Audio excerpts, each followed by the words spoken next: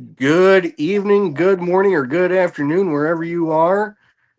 We are the Widiots. I'm CMC. That guy over yonder is MCKD. And this is the Swamp Arse Thing edition, titled as such so I don't get yanked down by the tube of you. So, uh, what do you have for shout outs? Well, shout outs to my mom. Shout outs to the ones that make you smile. Um, she's upstairs watching diligently, of course. Um, Excited as ever. And special shout out to our dear friend RPS, aka the Skullman.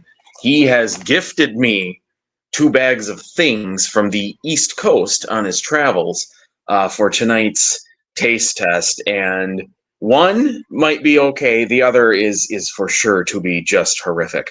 So I'm excited for that. Shout out to anyone who's going to be watching this, whether it's live or in the future. Um, and shout out to everybody here in Wisconsin. Anyway, we're looking at another week of swamp arse weather. So get prepared, and I don't know, whatever Frankie McDonald would say in this scenario. Get your Gatorades ready, or however.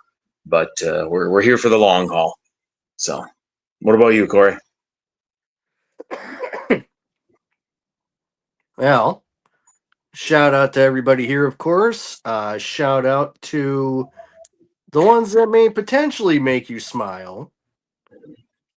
Developing, developing. Um, Shout out to everybody who's going to come out and enjoy the heat during Watashuta days. That actually started this afternoon in Lisbon, and I don't even know who the bands are that's playing. I'll be completely straight with you. Haven't got a clue. But I think the one tomorrow night's supposed to be pretty good, so I'll be probably out there for that. So if you happen to see me out there, say hi. I mean, if you come all the way up to New Lisbon, and yeah, we'll just see what happens after that. Now, before we really get into the meat and potatoes of what we're doing here tonight, I do have one thing that I want to talk about sports wise, and then we will be, you know, then we'll be moving on to all the other shit.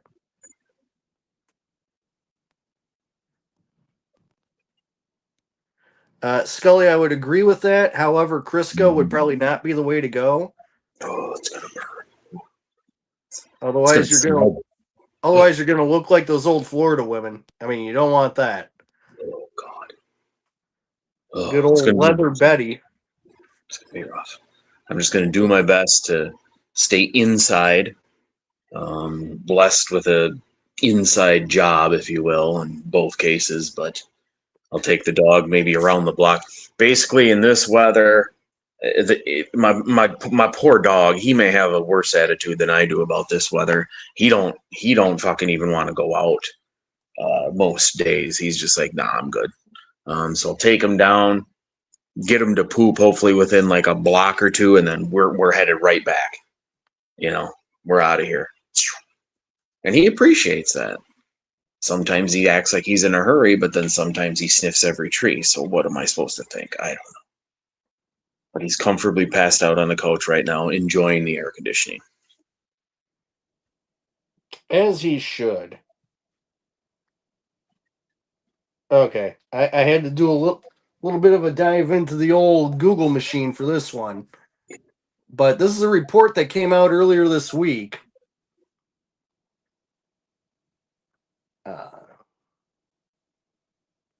Let me just get it down here. Basically, Sean Payton, the head coach of the Broncos, recently admitted to a wacky idea. And this is from CBSSports.com. After watching Bill Belichick get dumped by the New England Patriots in 2024, Sean Payton had an idea that would have turned the NFL upside down. He wanted Belichick to serve as the head coach of the Denver Broncos.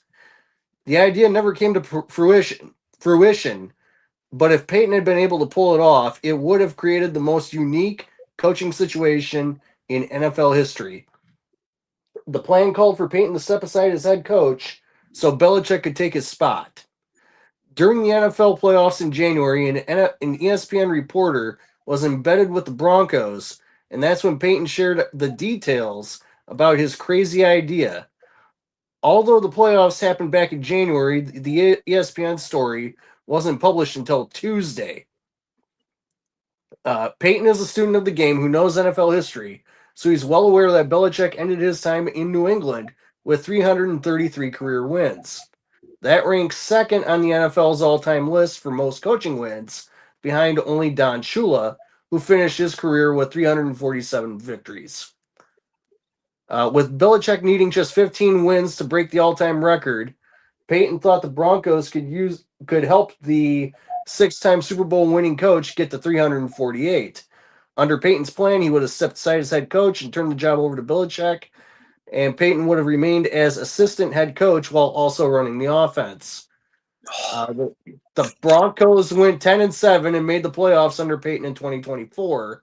If they had done the same under Belichick, it would have pushed his total to 343 wins, leaving him just 5 shy of breaking the record. In 2025, the Broncos, of course, finished 14-3 and earned the number 1 overall seed in the AFC.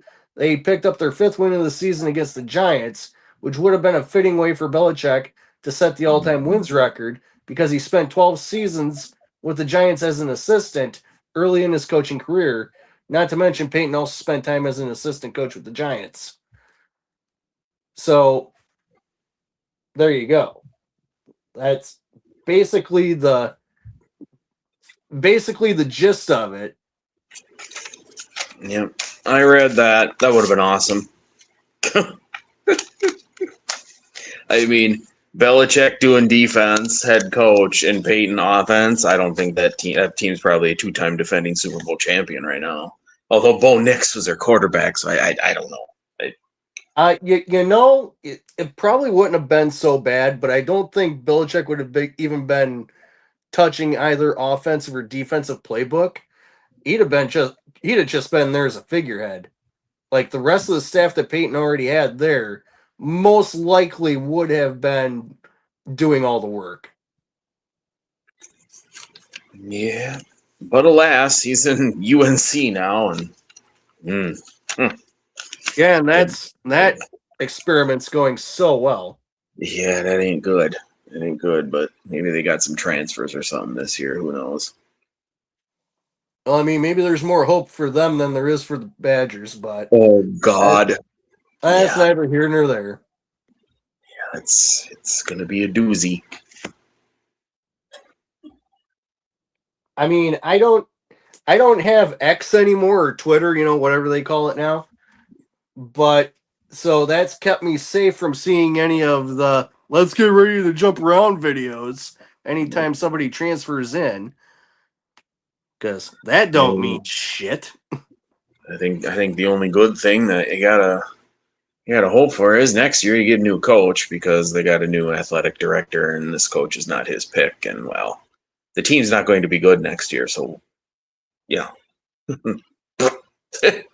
I mean, maybe it's a little bit of pie in the sky and maybe a little too hopeful, but they might have a chance at being decent if they beat Notre Dame in the first game of the year. I don't think Notre Dame's going to be as good as what they were last year. Yeah, who knows? Who knows? I mean, the Fighting Irish are going to get an auto bid into the freaking playoffs anyway, no matter what their record is. So, the hell is the point? But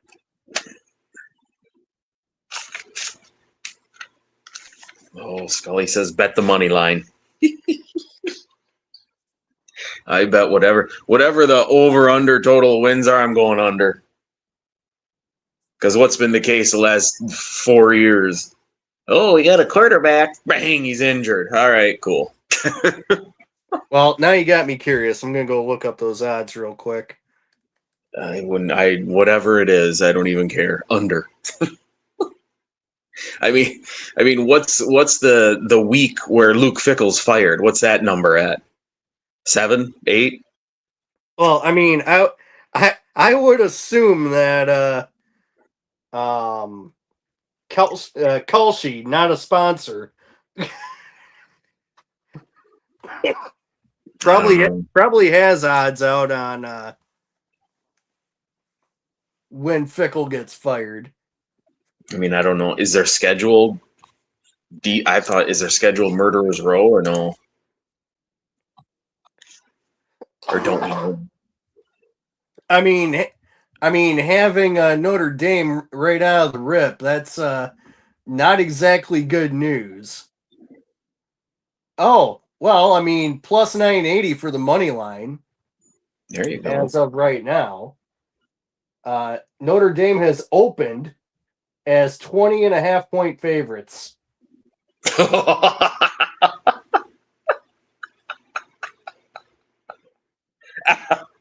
So, I mean, I love that for us. Hey, holy shit, dude. That's rough. Know, I'd take the point. I'd take Notre Dame there. Why not? Just see what they're doing, you know. Oh, I'd take Wisconsin. It's the first week, so you have no idea if any team is good or bad. Yeah, I mean, I would take Wisconsin and the points because I think it's going to be closer than 20, but I still think Notre Dame's going to run them out of the chutes. Jesus Christ. $324 is the lowest ticket on ESPN.com. Yeah, that game's being played at Lambeau. I mean, their schedule is not hyper awesome in terms of the other teams being very, very good. Notre Dame and Penn State. I don't know if Penn State's going to be good next year, but UCLA, USC. Penn State might be all right. I mean, I don't know. It'll be interesting if they start out, let's say, 0-3 with losses against Western Illinois and Eastern Michigan, which is perfectly in the realm of possibilities. What that would bring a certain coach's job status to. But well, I think best case scenario is they get out of the first 3 weeks 2-1. Like, that's best case scenario. Yeah. I'm with Scully on this one. We're taking the Notre Dame spread. We're gonna trust that. Who's their coach over there? Willingham? Is he still the guy? I think Ty Williams. I don't even know. I don't know. I can't remember. But we're gonna trust that he's got his boys ready. Notre Dame usually's got good people coming in. So they also have like the number 2 or 3 quarterback prospect in the nation for the NFL. So we're taking them. We're riding that train. Yeah, I mean, Western Illinois, they should be able to beat. Eastern Michigan, yeah, they should beat them. Penn State's going to be a tough pull. Home against Michigan State might be okay. It's just going to be 2 terrible teams fighting it out there. Yeah, most of them. UCLA is not great, but they'll probably beat them. USC will smoke them. Yeah. Iowa will beat them. Yeah, Iowa will throttle them. They might beat Rutgers. Maybe. Rutgers. The status of UW football. They might beat Rutgers. Ooh, ouch. I don't know. Maryland's going to be a tough pull too because they were decent. Good. Yeah. They were good. I know they had a bowl game last year. So they finished with at least 6 wins. Yeah. Purdue will really greatly depend on what's going on there. Minnesota. I don't know much about Minnesota either. Well, they'll be about middle of the pack again. Yeah, like usual. I mean, they're not playing any of the power hitters at all. No. In the Big Ten. I mean, Penn State's not a power hitter anymore. Not right now, technically speaking. No. They don't play Michigan. They don't play Ohio State. They don't play anybody else. So Yeah, they don't play Illinois, thank God, because I think, Bielema would run them out of town. yeah, I'll just throw it out there. Like, if Bielema's got his shit together, and that Illinois team is as decent, at least as they were last year, I think they have a puncher's chance of getting into the Big Ten championship game. Yeah. They always got good players. Like first, second round of the NFL draft, they usually get a couple in there. So one of them's a New England Patriot right now. Hopefully he's good. Hopefully he's good. Oh, what the fuck is going on with this page I'm on?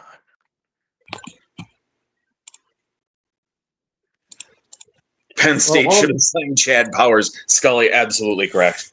Absolutely correct. Yeah, I am 100% with you on that. I mean, we gotta wait until like when did that shit start? Late August already for that crap? Yeah. Ugh. I'm not a college football fan. I don't really pay much attention. I mean, I'll pay attention to it. I like the playoff games, okay, fine, if I get a team to root for, but most of the time it's like, it's always the same stuff. And then, of course, like when they come down to the top, whatever it is, 12 now or whatever, they're, you know who's going to get in if it's a squeaker. The Bamas, the LSU, because they bring in money. It's no secret. They bring in money, they travel well, boom, boom, boom, done. So, although last year we had two teams that were like, whatever you want, damn near like Division II teams, and they got throttled in round mid majors. Yeah, they got throttled, which makes me cringe. I mean, I want to see the mid majors in there, but nobody else does because they don't bring enough money as big schools, which I get, but it's not the point of the fucking playoff. But deep down it is the NCAA. Wink, wink, honk, honk. But, yep, pretty much. Yep. Well, what's our first topic besides, of course, college football, Corey?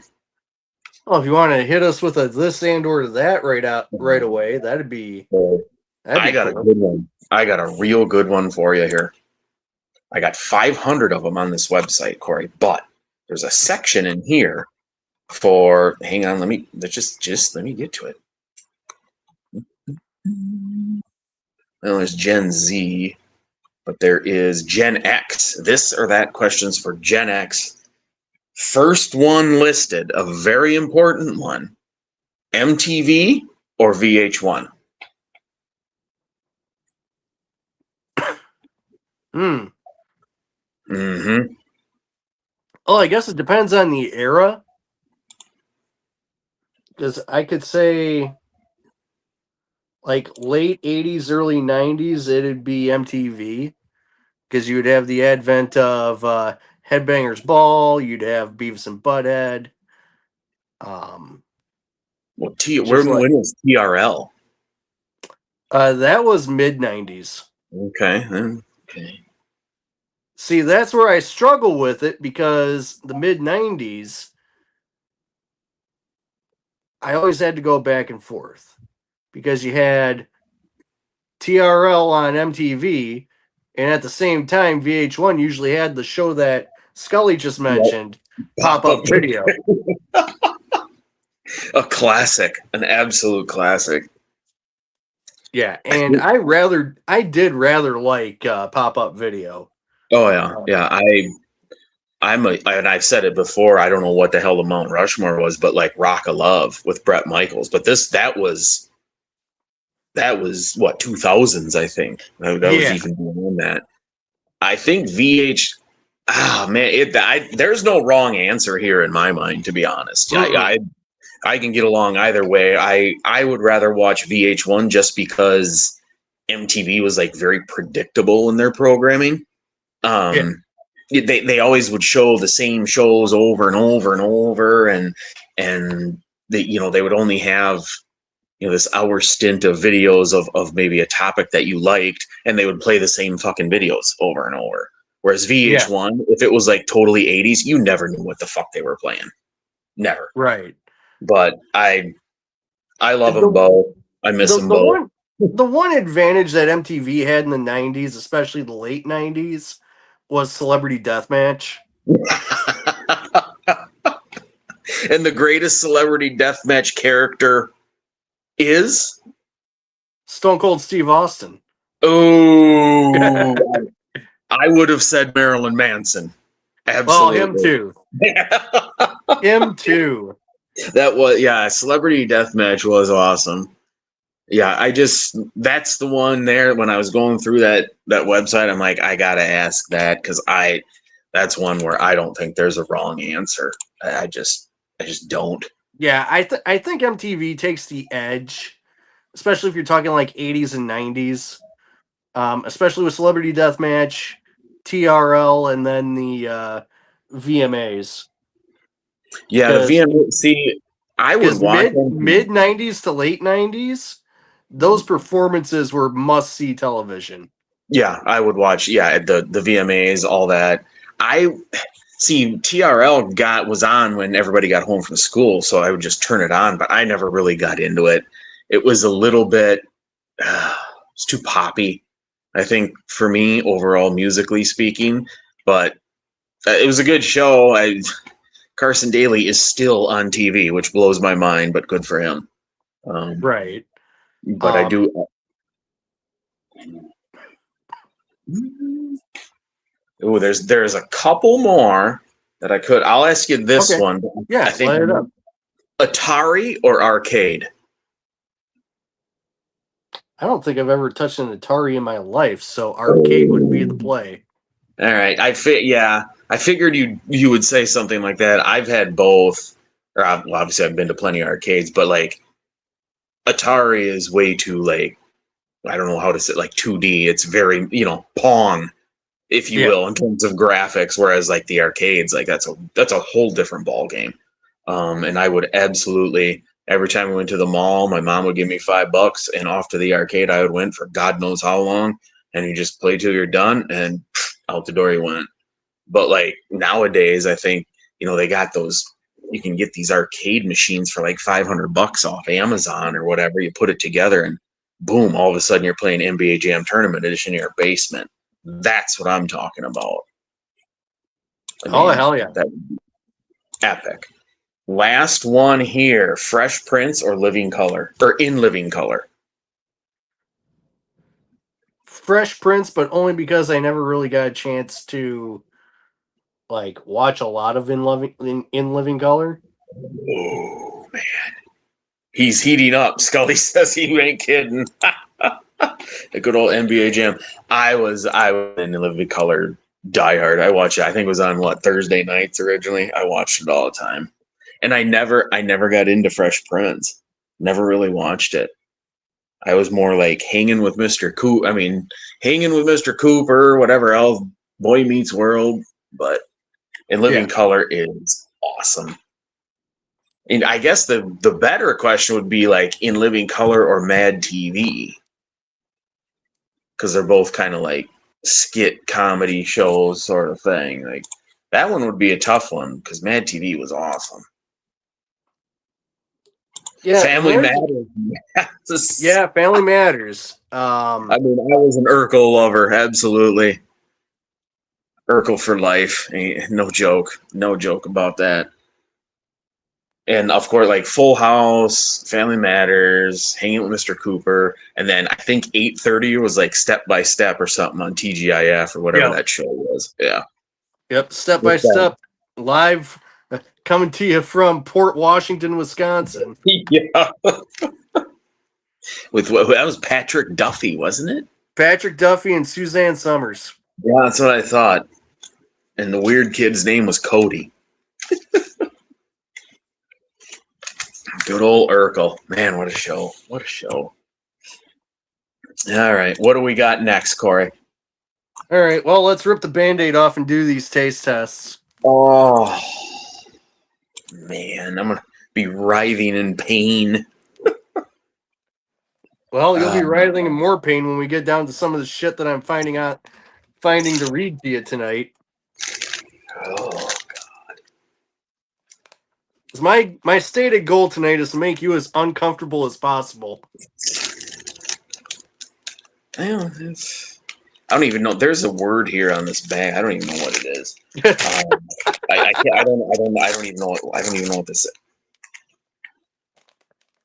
Acid-related? ACIDLILATED? I don't like the sounds of that. It says blank hard candy, watermelon flavor with chili filled on the inside. So it's a hard gusher. Thanks, RPS, right? Thanks. I don't know what that word is. These are, again, folks, these are all East Coast treasures, apparently. I will show you the brand name, but I will not say the brand name. All right. PIKA hyphen NIKAS. So there's that.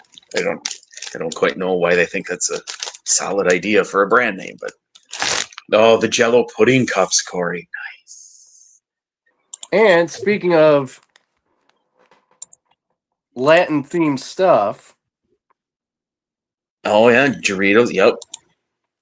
It's from Mexico. Yeah, We I do don't love know. us some Mexico around here. Oh yeah, you got to. And then my second one is these are have fun with that one, buddy. Yeah. It says the crab chip in quotes. It says Chesapeake Bay crab seasoning chips. They are not ridged for her or whatever for her pleasure. So these are like a classic Lay's, but Well, certainly not for your pleasure. No. I see these ones. I'm not overly worried about chili filled watermelon things. Yeah, I'm not interested, but we got to do it for the people. So this is what the people demanded, I guess. Scully says they're gluten free. Well, thank God for looking out for me, my friend. I mean, you gotta have that. I'll go first, I guess. I'm gonna do the crab chip first because I think this is gonna be like a reasonably okay, normal quote unquote thing, and I don't want to ruin that by having a disgusting chili-filled candy taste in my mouth. Well, just wait until you have to mix them. Oh, I know. Okay, here we go. Oh. Let's get the smell in first. Oh, not great. They do kind of smell like, crab. You'd think a crab, kind of like like an Old Bay seasoning crab thing. Okay, it's not terrible. Here we go.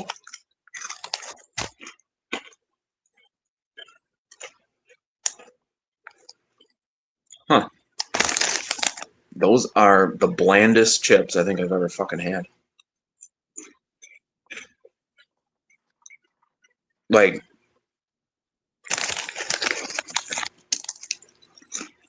they're fine and dandy. There's like no. You can taste the seasoning on it, but it's not strong in any way, shape, or form.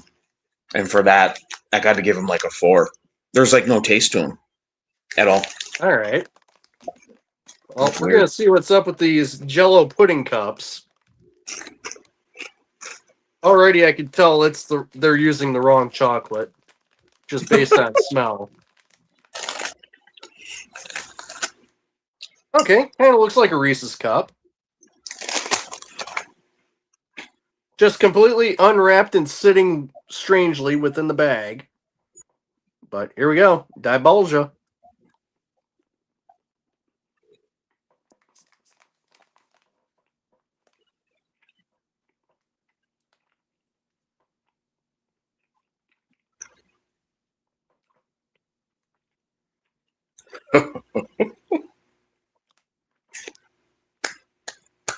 Well, that's way chewier than it had any right to be. Oh. So like gummy? Not really, but there was a lot you had to get through to get to the center, which is where the pudding was.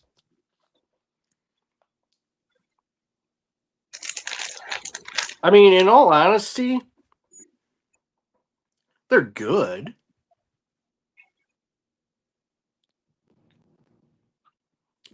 They're good. The chocolate is right, at least for American chocolate. I don't know. I wouldn't go terribly high on it. I'm low key kind of disappointed in them. It's about what I had with the crab chips. I would say probably 5. Like it's right there. It's middle of the road. Okay. Okay. Well, I'm gonna. I don't want to do this, but all right. I'm gonna smell the bag now. These candies in here are all individually sealed, so. Oh, they smell. Sweetness of the watermelon definitely there in the smell. You can smell the chili, but it's not horrific. They do seem to be stuck to the plastic wrapper here, so that's cool. But they do, okay, they peel out great. Don't have to worry about eating plastic, so that's fun. Oh, they smell horrific. Once you open them up, they smell horrific. Okay, now let's see. Oh, God.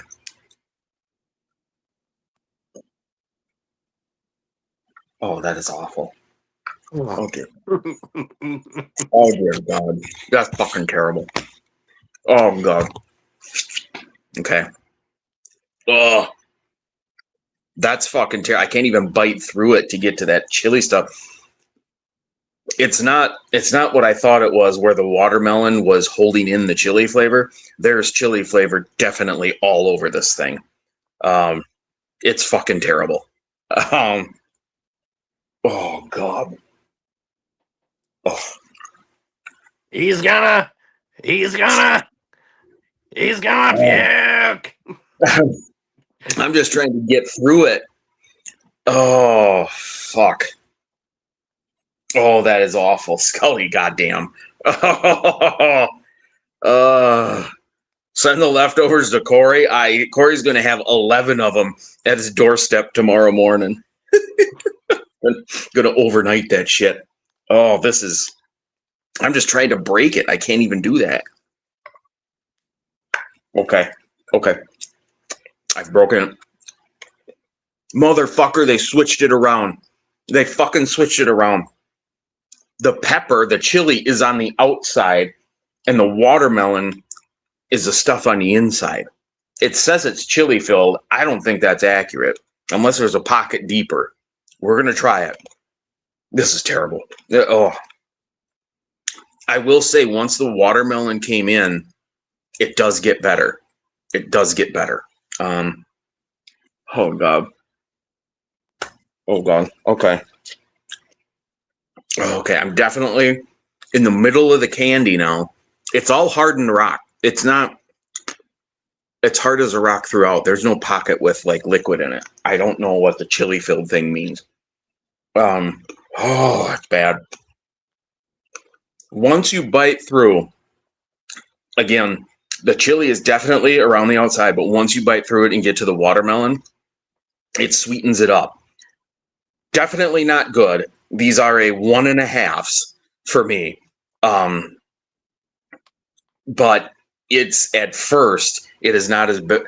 Right now, it's not as bad as I thought it was when it started, because this was going to be the worst ever, and it's not. But it is fucking terrible. I will tell you that. Well, I'll go up and I'll give it a 2.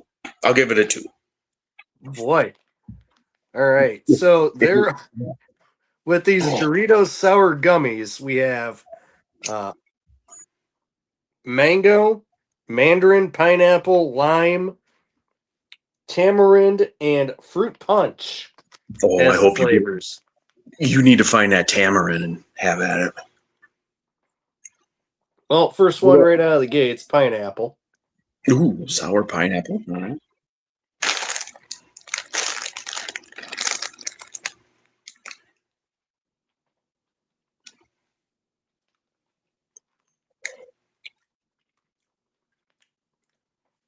Okay, yeah, sour pineapple, not so bad. This might be the tamarind right here. I'm not sure.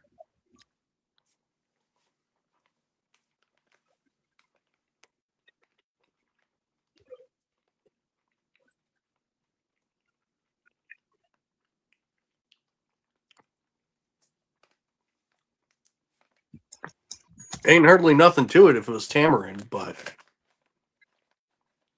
I'd say for a sour gummy, like these are good as shit. Like I would say, I would very easily give these an 8. Okay. I mean, gummy candies are usually pretty good, whether they're sour or just normal. I mean, I don't know if there's anything in that realm that beats like your standard gummy lifesavers. And you could wild berry flavor, whatever you want to do. Yeah, Those are goat tier there. yeah. I mean the Fuego Skittles gummies, those things, holy shit, they they were good. I think I've had the Skittles gum. Those are good. I don't know. I think I had the wild berry. Oh The yeah, wild berry. wild berry gummies are Oh, fucking good. phenomenal. All right. Here comes the combo, which I'm equally as excited about as the fucking other one. All right. I'm going to put a couple chips in first, just so I can get a base of crab. And then I'm going to try and sliver off a piece of this candy here. Oh, God. Fucking terrible. Okay, there we go. Oh, I'm going to put in a couple more chips.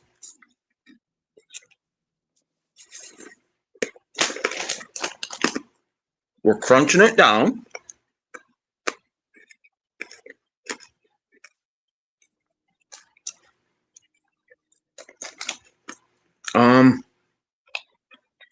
Quite frankly, the chips kind of drowned out a lot of the candy taste. I think if you wanted to really challenge a person, you tell them not to break through this candy and like suck it, because that's where all the heat is. There's no way I could do that. No way.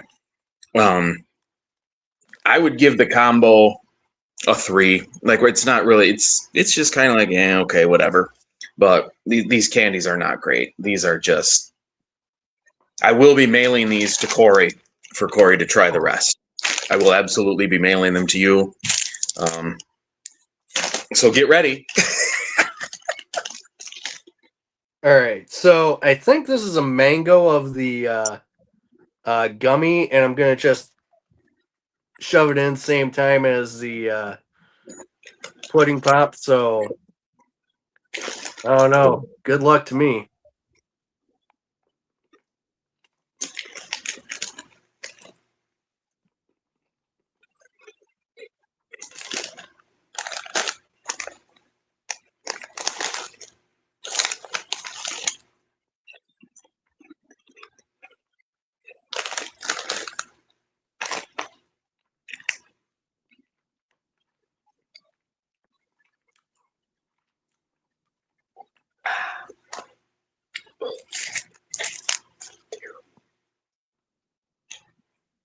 That combo might have actually greatly improved the scores.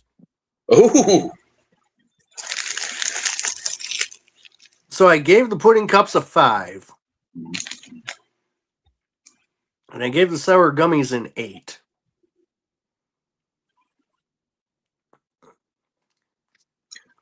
Kevin, my friend, have you ever had dirt cake, which is like a Yeah. chocolate cake with the little gummy worms and shit on them? One of my favoriteest things back when I could eat stuff like that. Piggly Wiggly would actually make like individual dirt cake cups, and if they ever had any on the shelf, I'd buy a couple. Delicious. Very comparable. Mm-hmm. I would say this is up there with any of the best dirt cakes I've ever had. I would give the combo a 9. Okay. What if we had the peanut butter cup and the gummies, pick a flavor, and you had a double stuffed Oreo in your mouth? Like, would that be 10 out of 10? Yeah. Yeah. Excellent. Well, we don't see that very often on this show, folks. The combo increasing scores. That rarely happens, but every now and then a miracle comes about. But like I said, I will be mailing these to Corey this week. And it says on the back here, do not expose the sun or excessive humidity. Well, it's going to be hotter than fucking that mail truck. So you're getting them, Corey. Oh, God. You're terrible. Again, shout out Skullman. He hand delivered them today to me. The crazy thing is I knew they were going to be bad, and they were pretty bad. So just how it is. But in the end, you're not hating life, so was it really that bad? It was. I mean, like I said, if you want to do a challenge, don't bite through it and crack it and get that inner candy, because that's where the watermelon is. There's no way I would have been able to sit here and suck on that. And it's just chili flavor and powder. Like, oh God, no. Couldn't do it. But we did another week of taste tests, folks. We made it. Yeah, well, welcome back to the taste tests. Yeah. Well, I was at Walmart today, and I went down the damn wherever the tuna shit is, and I was looking, and they had all these oyster things, and I'm like, this is just so gross. They had a hotter one. You showed mercy. Well, thank God for that. Oh. Well, Facebook friend Christina's in the house. Well, okay. Facebook friend Christine is here. Sarge could be there too. Man, Sarge. Hey, Sarge. Did we buy the Ops 1, Ops 2 ports on the PlayStation? Question has been asked. Answer needs to be received.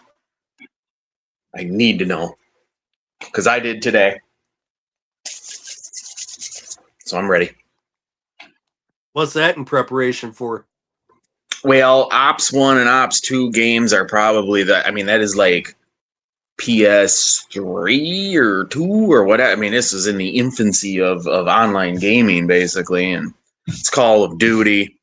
And they last month I found out about they ported it, which apparently is basically just we're taking this exact copy of it and we're giving it to you over here, versus a remastered as they fix the graphics and do fancy shit and this and that.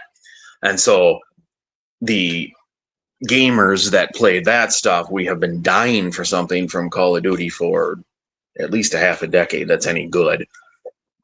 And so, just like the same stuff right now, playing NBA, it's all nostalgia, So, can we do a 1 minute challenge? Suck on the chili for one? No, I am not doing that. Oh my God. No, that would be terrible, Scully. But that would end his career. Yeah, but they made these ports for Ops 1 and Ops 2, which were the best games back in the day, and I got them downloaded on my PS5 now, and I just went through like a half a match this afternoon, and it seems to be working as is, and it's the same exact game, so we're going to get her cranked up here. We're going to get her cranked up, Corey. It's going to be a good time. Right on. Okay, get your thinking cap on, fucker. Ooh. Because I'm about to make you uncomfortable. Oh, no. It's time for everybody's favorite segment, Florida Man versus Midwest Guy. And this is a segment where I read two headlines, heavily edited, so that I make Kevin here guess which one comes from where. Now, the Midwest is a pretty wide swath of landmass compared to Florida. So really, these stories could be from anywhere. So, first headline.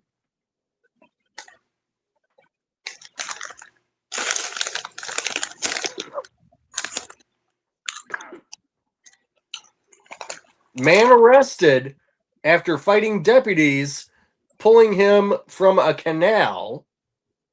That's the first headline. Second headline: man charged with arson had cut off his own genitals and set them on fire.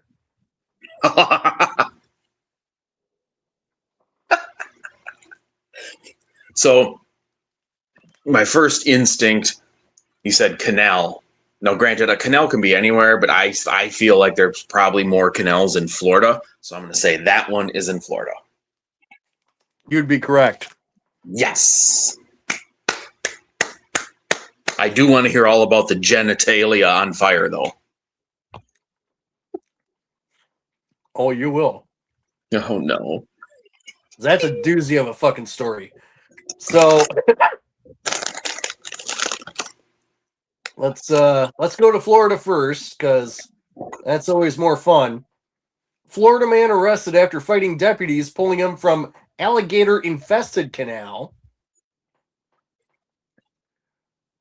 Deputies conducted a welfare check on Ryan McMinn, 47 years fun, who was found laying shirtless by a Palm Coast Elementary School on July 3rd, the sheriff's office reported. When deputies approached, McMinn ran away. The Flagler County Emergency Communications Center then received a report from a resident claiming that the man was crawling around their backyard and trying to climb the side of their house, deputies said. Upon spotting the deputies a second time, McMinn jumped into a canal and began swimming away after multiple verbal attempts to get him out of the water, the sheriff's office said.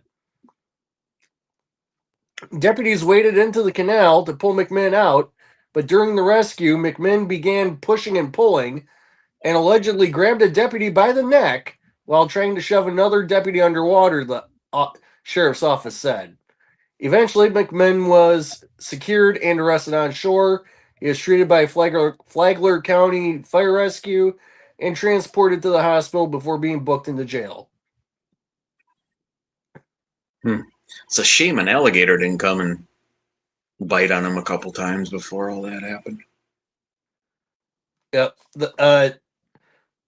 Flagler County Sheriff Rick Staley commented commended his team's bravery following the holiday weekend incident. These deputies went into the water to rescue this guy, and he responded by fighting them. I commend our deputies for their willingness to get in a canal that usually has snakes and gators to pull this guy to safety before he drowned. Yeah, it's damn near a miracle he didn't get snapped up by a gator or a reticulated python, because them fuckers are running around down there. Python would do the job too. Fuck me. Now let's get to the mutilated genitalia. Yeah, because I could see with this one going quite badly. We go to Indiana, where an Indiana man charged with arson had cut off his genitals and set them on fire. We go to Fort Wayne, Indiana, and there's an editor's note attached to this. This article contains details of an incident described in court documents that some may find disturbing. Reader discretion is advised. Well, we're all adults here, so if you got kids in the room, get them the hell out. We go to Fort Wayne, Indiana. What started as an investigation into a stabbing and arson in Indiana took a disturbing turn after a man admitted he'd set his own genitals on fire. Fire officials began an investigation into the fire at a detached garage in Fort Wayne on May 6th. Around the same time, police were responding to a reported stabbing in the area, according to a probable cause affidavit. The property owners of the garage told officials that a neighbor woke them up to alert them to the fire. The owners also noticed a family member, 36-year-old Christopher Peden, was missing, they said. Fort Wayne police, meanwhile, encountered a stabbing victim who turned out to be Peden.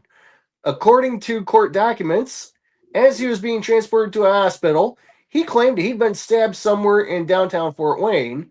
He also said he'd been threatened the day before. However, later, Peden admitted to investigators that he was dishonest about the stabbing and wanted to be truthful according to court documents. That's when he revealed what he said was the actual cause of the fire. Peden said he went into the garage, and god damn it, if this thing would stop jumping. Peden said he went into the garage and, quote unquote, harmed himself by cutting off his penis with a kitchen knife, according to court documents. Oh, fuck. He told investigators he then poured gasoline on it and set it on fire on the floor of the garage just inside the door. He walked away and eventually encountered police, the document said. Investigators later collected evidence from the garage, including a red plastic gas container, 4 lighters, and a kitchen knife. Peden has been charged with arson, a level 4 felony. A hearing is scheduled for next week, according to court records.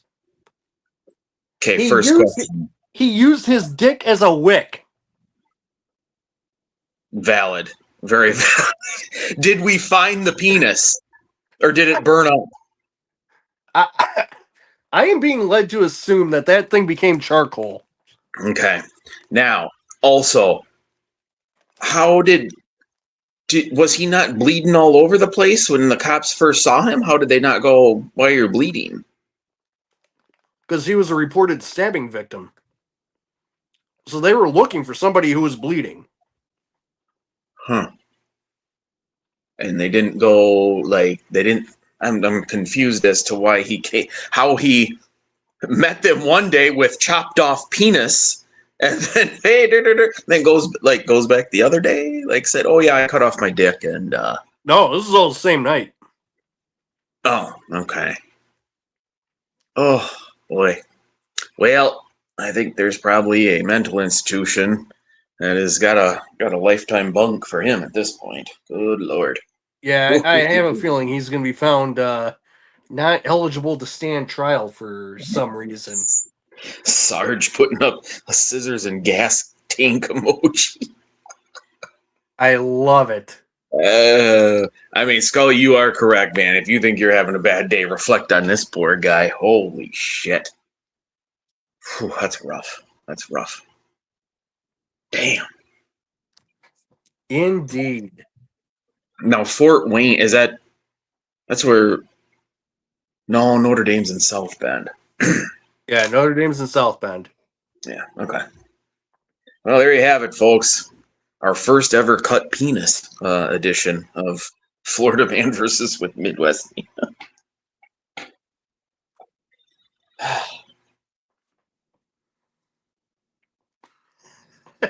Chris with a solid joke here. I don't need mine except for pissing. My girlfriend would miss it, though. Yeah, see, you gotta... God dang. Such wholesome entertainment. I mean, amen, Scully, amen. Oh, man. Oh, but wait, there's more. Oh. Dora at 11 is here. Here we go. Yes, sir. Sounds like one of those Bohemian Grove. Yes, it does. It could be. They moved Bohemian Grove to Fort Wayne. Oh, good God.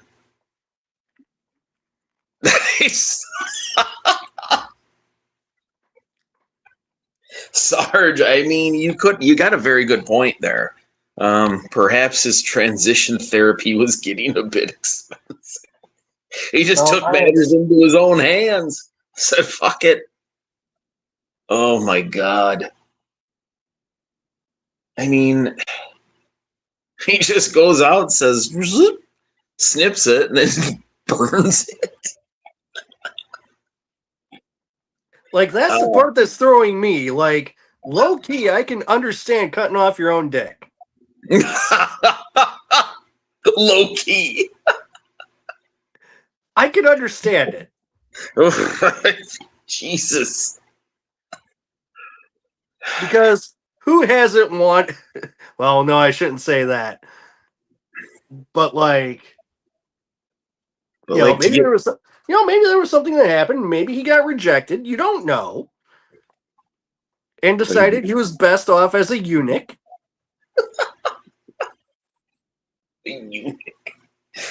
But then to be so angry, you start a garage fire. Like I mean, that's the part that I can't get past. you could have just kicked it out in like a driveway and lit it on fire there and not harmed anything. Good Yeah, Lord. like just dousing it with gasoline and I think Sarge might have something. That's just getting too pricey. Fucking had to get rid of it. Oh, good Lord. shoof. Well, let's gingerly move on from that subject. Yeah, let's open our MacBooks to phantomsandmonsters.com You bet. as we try to limp away from this wreck.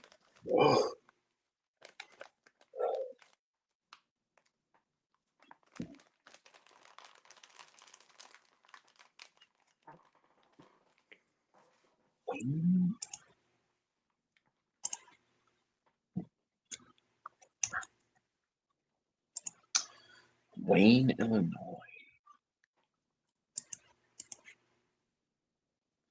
Yeah, Oh, so to the surprise of no one, there was another Mothman sighting in Illinois.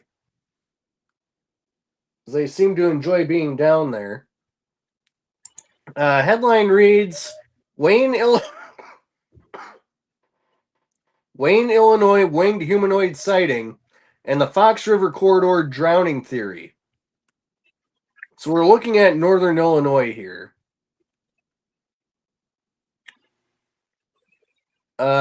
This report comes from mid-September of 2022.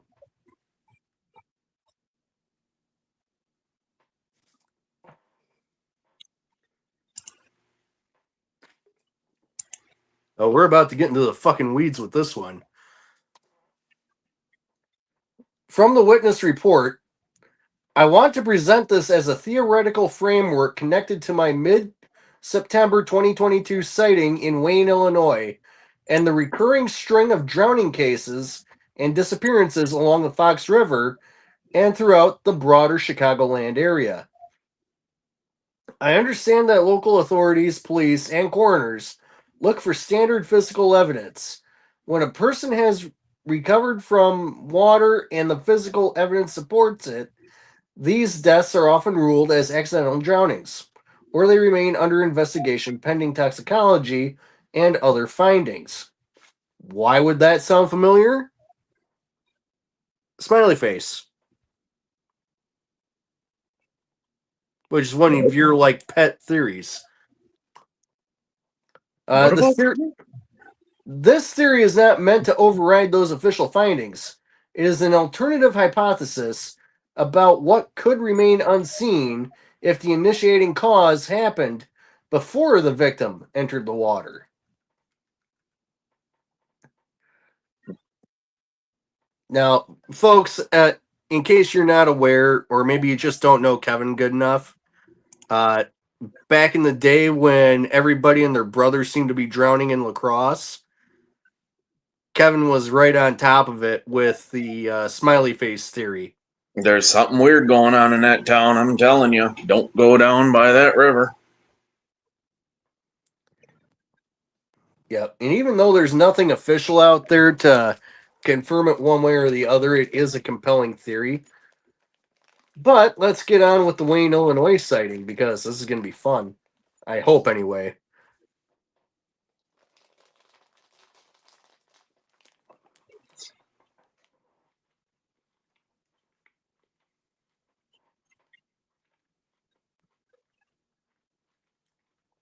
Sorry, these gummies are addicting. I was in Wayne, Illinois in mid-September 2022 when I witnessed something I still cannot explain. A dark human-like shape shot... Blah, let me try that again. A dark human-like shape suddenly shot horizontally across the road in front of me. It moved at an impossible speed, traveling strictly from west to east. What stood out immediately was the way it moved. It did not flap its wings. It did not rise and fall like a bird. It did not glide in any natural way that I could recognize. It crossed the road like a self propelled object. The best way I can describe it is that it moved almost like a localized dimensional tear, something passing through the area rather than flying through it in a normal physical sense. The movement was sudden, direct, and extremely fast. At the time, I did not feel that it was coming after me. It seemed completely indifferent to my presence, as if I had simply witnessed it crossing one of its routes. That detail has stayed with me. It did not stop, circle back, or interact with me. It was simply passing through.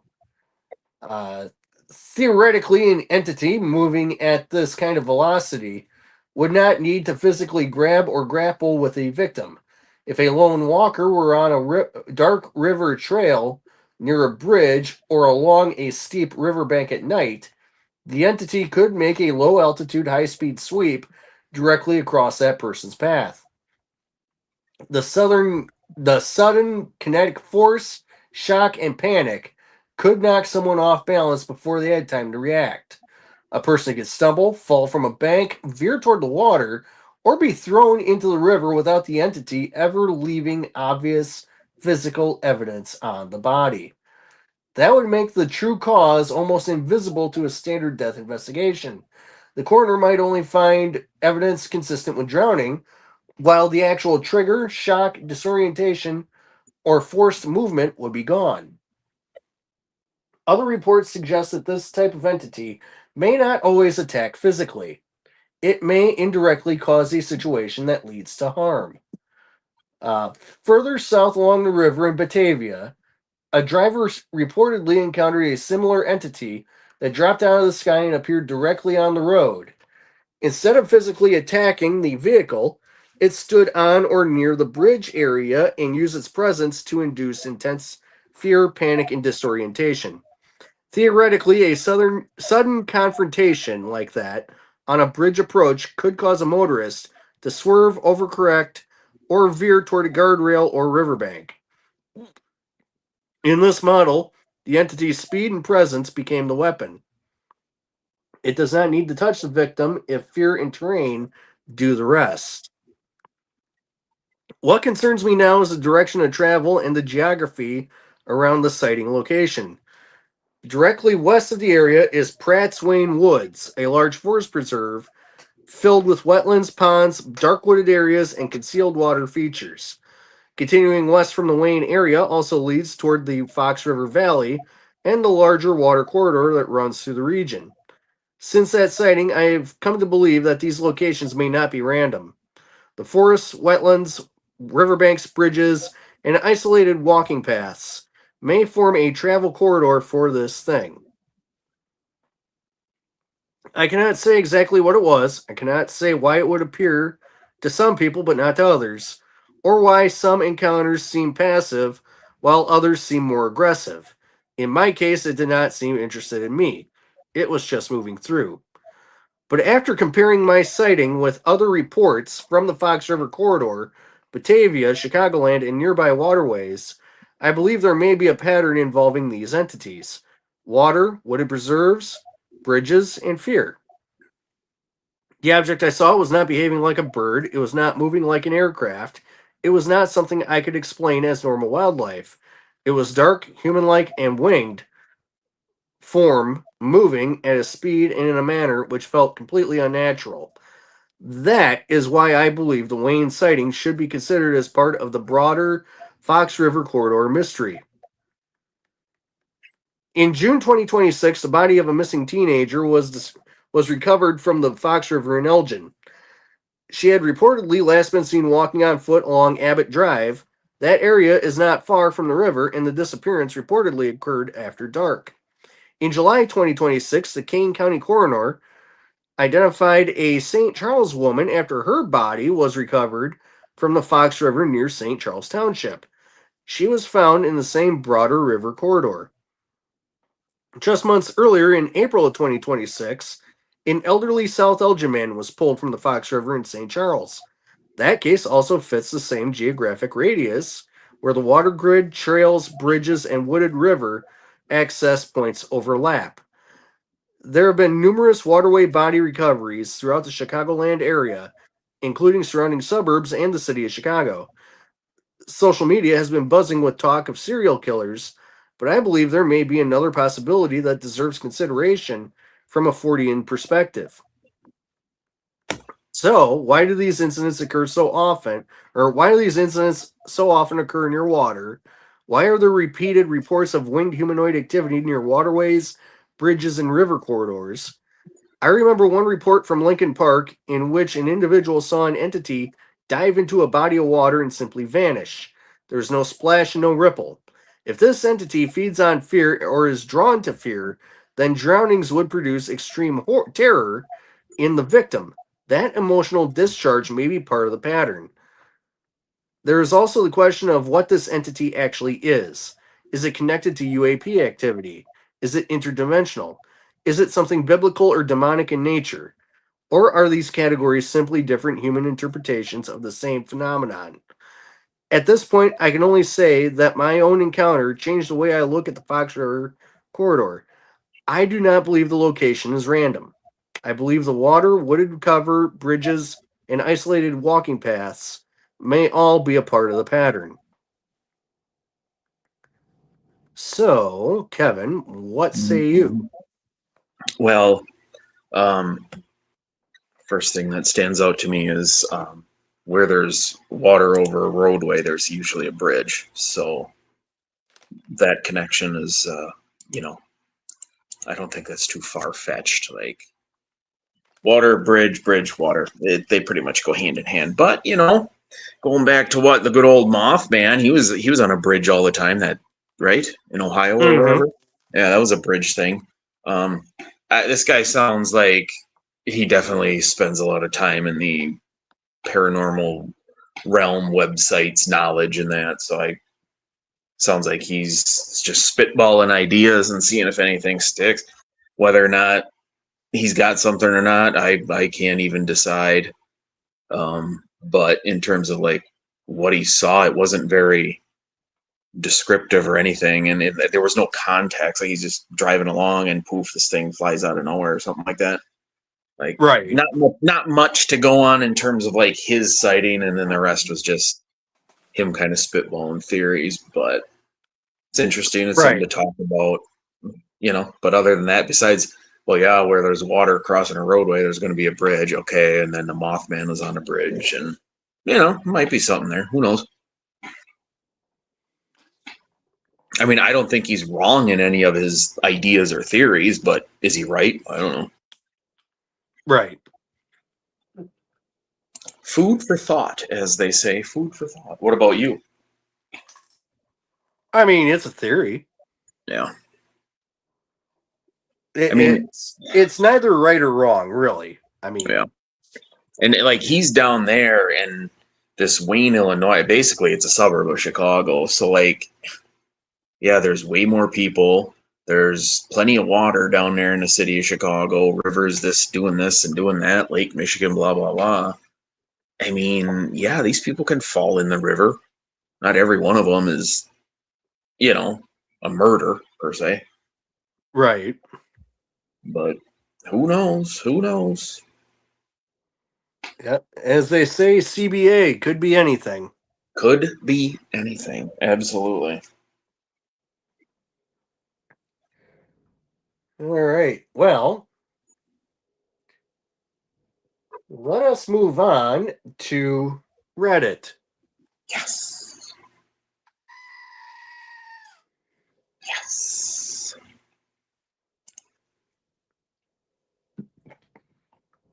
So, this one's from 3 months ago from Am I the Asshole? Am I the asshole for telling my wife forget it and going out by myself for my birthday instead of going to her fancy dinner reservation? Ooh. Wait a minute. Repeat that again. Am I the What? asshole for telling my wife forget it and going out by myself for my birthday instead of going to her fancy dinner reservation? Oh no. I told All you I'm right. gonna make your ass uncomfortable today. What's the context? Oh, we are definitely doing that. So OP is gonna say right out of the gates, this is a throwaway account, meaning he doesn't want anybody tracking this back to him. Hold on. And give the old spectacles a quick spit shine here. This has been an ongoing issue, and it came to a head yesterday. My wife is a planner. It is extremely hard for her to just go with the flow. If we are going to do something, she needs all the details. Then he edits in and says she does have OCD. I forgot to include that, which is why she is such a planner. Moving on. A while ago, she asked what I wanted to do for my birthday. I've been burnt out from work, so I told her I just want to go to a chain restaurant around here on my day, just a chill night out. I don't want to get dressed up or anything. She then asked where and what time. I told her I'll just pick a day off what I'm feeling. Or I'll just pick day off what I'm feeling. Okay, apparently this guy is just not great at English. Anyway, maybe I want Olive Garden, or maybe I want to get Chinese takeout. I don't know. I expressed many times I don't want to plan anything and just go with the day. Really, I just wanted to go eat what I was feeling that day. This week she asked what time, and I told her when we both get home, so like 5 or 6 we can go out. She was frustrated. I was giving her an answer about where to eat, and I told her multiple times what I am feeling that day. She asked if we needed reservations, and I told her no, multiple times. We will be a walk in on a Wednesday to a chain restaurant. She asked if I wanted anything fancy, and I told her no. I just wanted a simple night. Yesterday was the issue. I wanted Olive Garden. Go home, get some breadsticks, and chill the rest of the night. I get home around 5, and my wife is all dressed up. I asked why, and she said she made reservations for the fancy sushi place in the city. She said it was a surprise and we need to leave in about 20 minutes. Nothing has sounded so unappealing to me in my life. I told her I wanted to go to Olive Garden. We got into an argument about how she spent all this effort to get a reservation. I told her I didn't want any of this. In the end, I left to go to Olive Garden by myself. We got into another argument after I came back.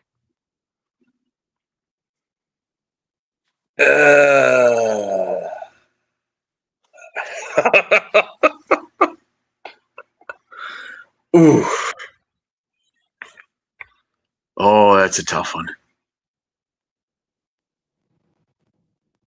I mean, it's thankfully Dana and I don't really go all gaga for birthdays, so I don't have to worry about that stuff, thankfully. But and I've never like been one to really celebrate the birthday anyway. If it was like their anniversary, maybe it'd be a little bit different. Ooh, is he the asshole? I definitely understand his frustration if he said. Scully may have a point there. Women will say he's an asshole. Men will say he wasn't. You could have a point there, but like, if he told her God knows how many times during the course of the week or day, like, I don't want to do XYZ, and she goes out and does XYZ, like, man, yeah, you'd probably be a little bit perturbed. How, I guess, escalative you want to get in the conversation with that. That will be up to the couple or individual. It certainly would irk me, but man, the thing is, you can be like, okay, cool, fine, whatever, but then you're not going to like it because you don't really want to go. Um, And then they had another argument when they got home. Oh boy. Oh boy, oh boy. I mean, I get his side of things. Or like, let's say 10 times during the course of the week. And then within what, 24 or 36 hours, he told her Olive Garden ish. Yeah. Yeah. So, I mean, cripes. Then she goes and makes a reservation surprise at a sushi place. Oh, man. I mean, it's his wife, it's his birthday. Like, no, this is a tough one. I don't know. Like, I get his frustrations, but then at the same time, it's like, well, we can just go there and all right, cool. You know, I don't know.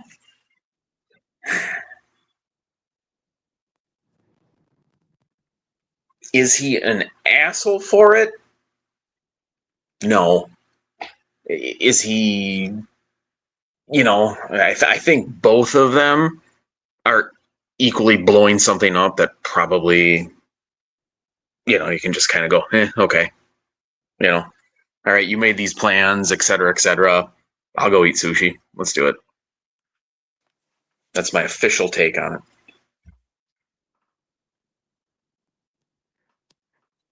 Yeah. Shelly, our good friend from OBI, checking in here. She says, "Yikes! It's his day, his choice." Hi, guys. Okay, yeah, it is. It is his birthday. That is. Yep.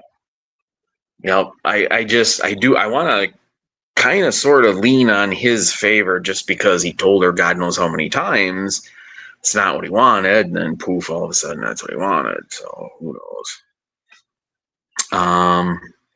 Let's see. If you went and did, Scully says, if you went and did what she didn't want, if she's one of those, it's my birthday. You'd never hear the end of it. You're probably right, Scully. She probably would not. Yeah, yeah. Ah, man. Yeah, boy. And all I would want to do is probably go to Arby's. Like I said in the Right. chat. I just want to go to Arby's. Yep. I bet that's a fun house to live in. Yep. And again, shout out to Shelly, seeing as she's here. Love seeing you here. For OBI, just in case Shelly's still listening, I want to get this advertisement in real quick. Summerween is the all the rage through the rest of summer. We have different summer themed drinks and haunted history tours, ghost hunts, all that good stuff coming up throughout the end of the summer. So just stay tuned to the Old Baraboo Inn Facebook page for all the things you need to know. Next time I'm going to be there is with Mad City Ghostbusters on the 18th. So, just heads up on that. Yes. OBI. Wait, is the Ghostini still on the menu? Oh, yeah. Oh, yeah. Okay. Good. Good. We'll make sure Dora nobody drinks 11. up all the Tito's before you show up. No, I would just make sure we got that little marshmallow ready to rock. The little peep. Gotta have Yes, it. sir. Dora 11 hits it off right. What we have here is a failure to communicate from Cool Hand Luke, 1967. Absolutely. Definitely a failure to communicate, although is it a failure to communicate or a failure to listen? Both. Yeah, both. Christine says, no, I wouldn't say he is. He repeatedly said what he wanted. She did the complete opposite, knowing what he had in mind. Being a planner myself, I can understand her questions, but it was already decided. Okay. He communicated, she didn't listen. Yeah. Oh, Shelly's saying, what was that? I missed that one. Yeah, I'll pull it back up here in a second. I just wanted to highlight Right. Christine's comment for the folks here. Yeah, it's hard to really call him an asshole if he did in fact tell her several times throughout the course of the week, probably leading up to it, as the story says. I guess it's like, it is tough though, because like I told you multiple times and here we are, like how am I going to have fun in this scenario now?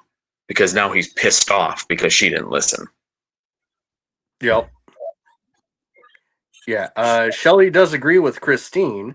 And Shelly also says we do have a birthday party tomorrow night with Ooh. Ghostinis. So you can actually set up a birthday party. We call it a birthday party. Just show up and get ghost bombed. I mean, it's a good time. There you go.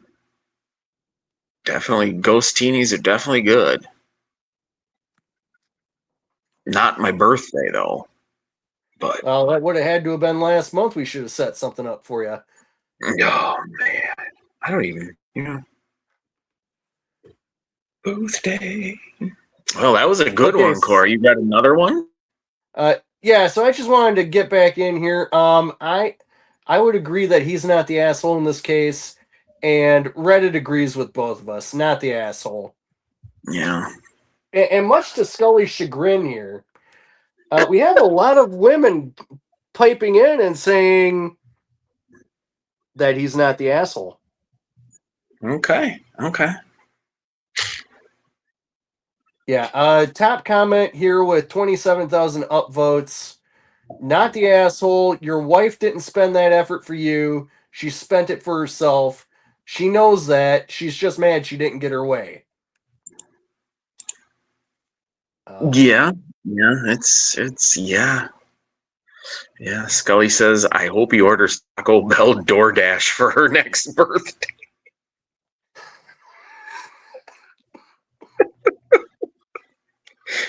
I yeah. mean, good old toxic hell. Dang. Yep. The good Another old one. days. Yep. Uh, Another comment here. Not the asshole. All this effort. She made a phone call. You said what you wanted for your birthday, and she decided to ignore that and book something she wanted for your birthday. That's Yeah. shitty. Yeah. Yeah. Um, Another one here. Not the asshole. I'm a planner. Plans make me feel good, but my ex was not, and going with the flow made him happy. So on birthdays or events for him, that's exactly what we did. And I tucked away, sometimes with difficulty, the planner side of me. And events and birthdays for me, he made a plan and tucked away his go with the flow personality. Because the biggest thing is being heard and seen on your day. Honestly, that's probably the best comment that is in this thread. But Yeah. yeah, this guy's not the asshole here. I wouldn't say that she's the asshole either. I think it's just she needs to get over the whole planning thing, which Yeah. He needs is to easier adjust. said than done. Mm-hmm. Mm-hmm. Okay, and you're right. I do have something else. So, Here we go. oh, yep. Shelly agrees with the DoorDash idea.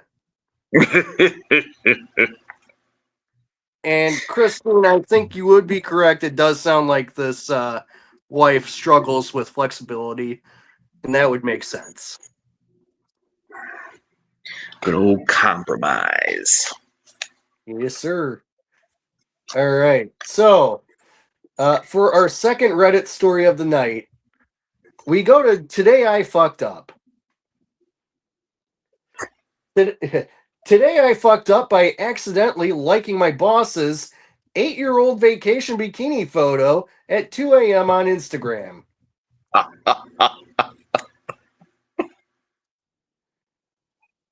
Because what else is there to do in the middle of the night but doom scroll on Insta? Um, Ugh. okay, so let's get into the story here.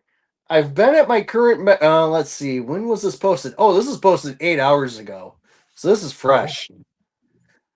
I've been at my current medical scribing job for about 2 weeks. The physician I'm scribing for is actually a pretty nice person, but I still get that don't say anything stupid anxiety around her. And I want to make a good impression since I wanted her to eventually write my letter of recommendation for med school. So, anyways, last night I couldn't sleep. So, like always, I chose to doom scroll on Insta.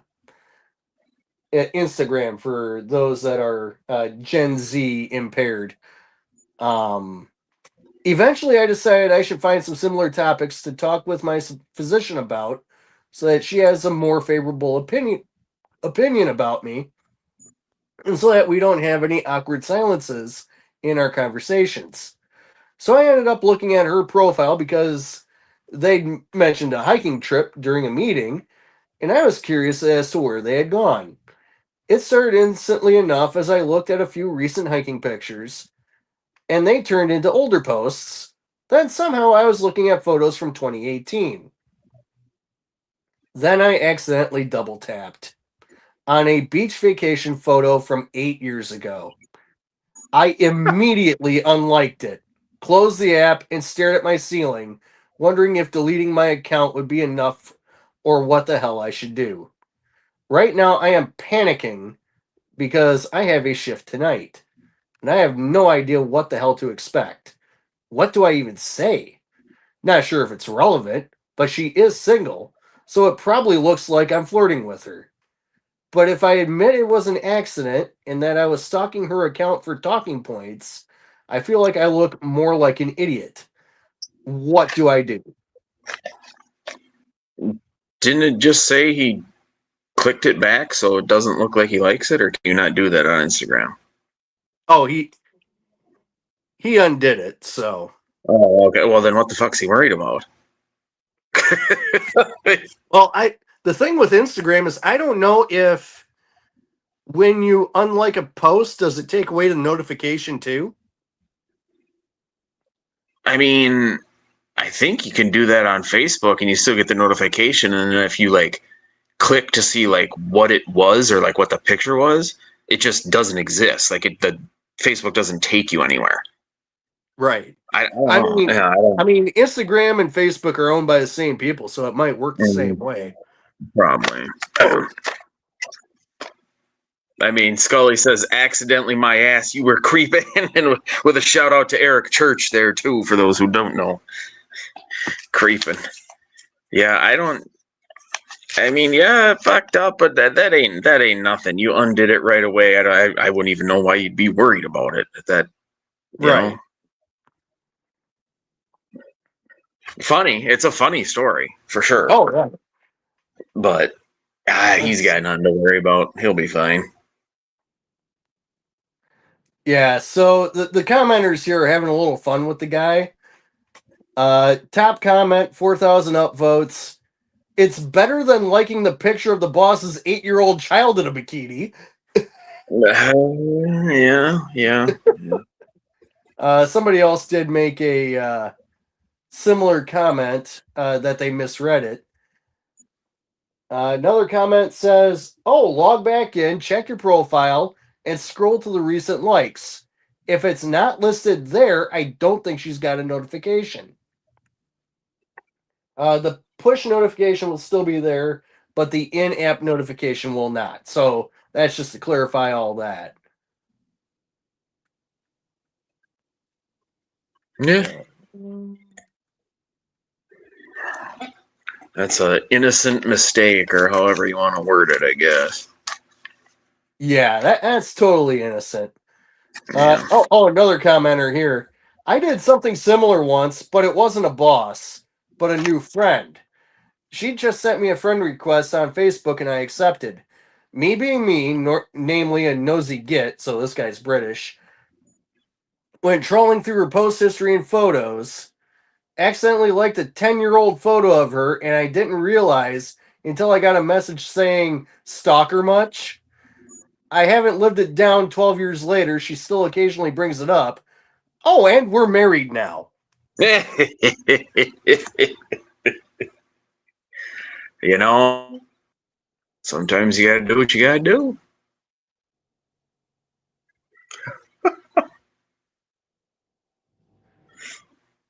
Yeah, I mean, Good old Reddit. yeah, that's a low stakes fuck up right there. That's not so bad. Nah.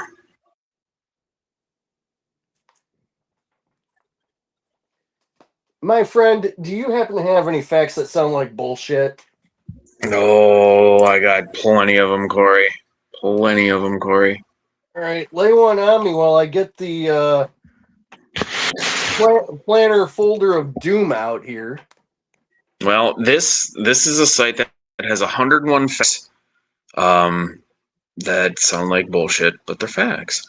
And so I'm just going to go through them here, and I'm going to highlight some. And at number 11 on this list, Corey, did you know the first video ever uploaded to YouTube had to be taken down in 2016 for violating their terms of service? Oh It shit! doesn't. Yeah, it doesn't say what it is or who it was or anything. It just so it's. Well, that's not good. Let's see.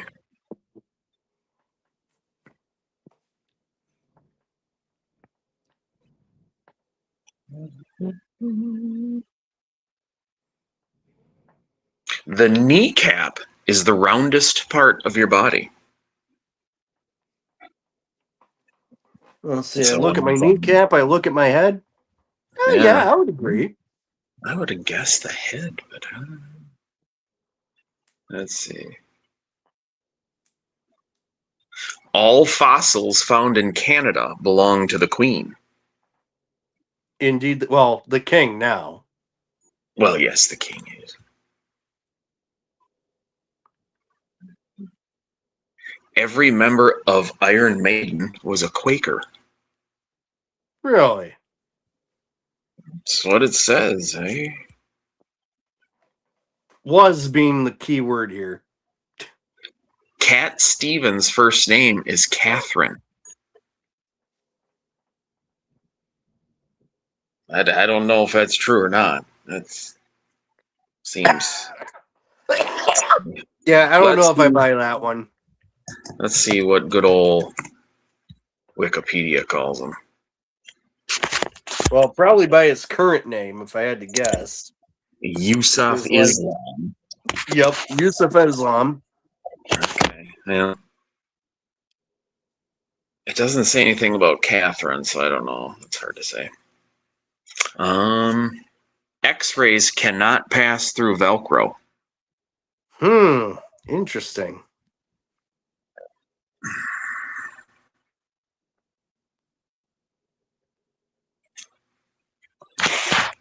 Wait a minute. I don't know. Let me see when this was. It's got to be. Because this is a newer-ish. From 2017? It says Dave Bautista was the leader of an improv troupe for the past 20 years. Do you know that? Or is there a different Dave Bautista? There's got to be a different Dave Bautista because that doesn't seem right. No, he's.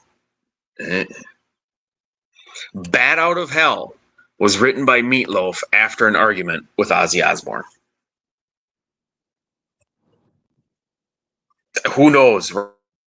Hell knows. I feel like that's bullshit, but It could be, but I bet Door at 11 knows the answer. Yay or nay to that one. Emeril Lagasse refused to ever use a spatula. He's a chef, for those who don't know.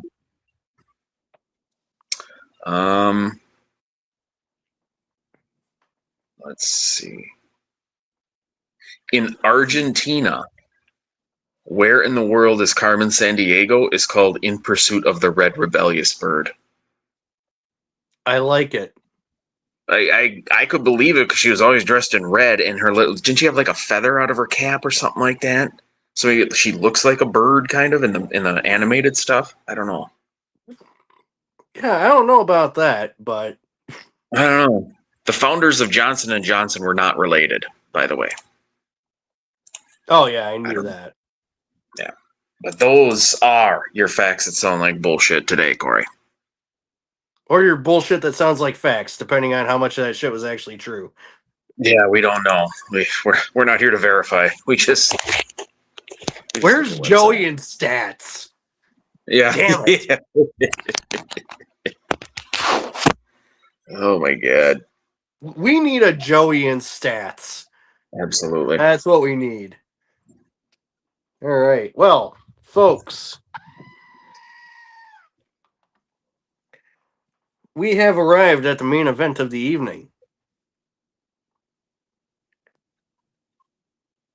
this is going to be our Mount Rushmore of musical moments. Now, I want to preface this by saying that last weekend when we put this together, we want what I kind of put out there was it's things that we've either been in attendance for or have seen on TV. Ooh, okay. Mine are all in attendance for, so I. Oh, it like 95% of what I got, it's all shit that I've been in attendance for. But there is Yeah. one but there is one specific moment that made my honorable mentions because I just thought it was fun. Okay. I don't think it's not going to affect the list that I have in any way. So, we're good. Yeah, I don't think it's gonna affect anything. But yeah, I'll let you start things off here. All right. Well, first of all, anybody's got their own list, type it in the chat there. Scully's probably got one. Door at 11, I know he's got one. But we're going to go back here, and I briefly mentioned this, I believe, last week, but it came in at number 4 for me. And that was the Motley Crue Carnival of Sins tour, and we saw it in La Crosse. I don't know if you were there with us, Corey, or not. I think it was me. No, this is before I met you guys. Okay. It was me, Keith, Brian, Scully. I don't know who else, if there was anybody else there. We had really good seats. We were probably 20 rows back, back when you could afford seats. Loudest fucking show you will ever hear, and I'm sure it was even louder just because it was the La Crosse Center. It wasn't a giant arena at all. One hell of a show. They played all the songs you'd want, and this was before Vince Neil went downhill, so he was still good, singing, doing his thing. And this was, of course, as I briefly mentioned, we were sitting there, and Tommy Lee had to run from the stage down a corridor and then get up. And so he played drums in the air and then spun around while he was strapped to the drum chair. So he was running around, and he had 6, 8 fucking security guards running with him at one time. And we were all over there, like right where the corridor is. And I was just about to reach out and like Tommy, and I was just about to touch his shoulder, would have been like, I think it was that left shoulder. And the security guard came and knocked my hand away. But what can you do? But that was number 4 for me. Just a hell of a show. I was legit, like, I couldn't hear for like 2 days. It was so fucking loud. And it was hotter than hell because they had fire going all over the place. I can't imagine being like one of the guys in the band because you had to be just roasting the whole time.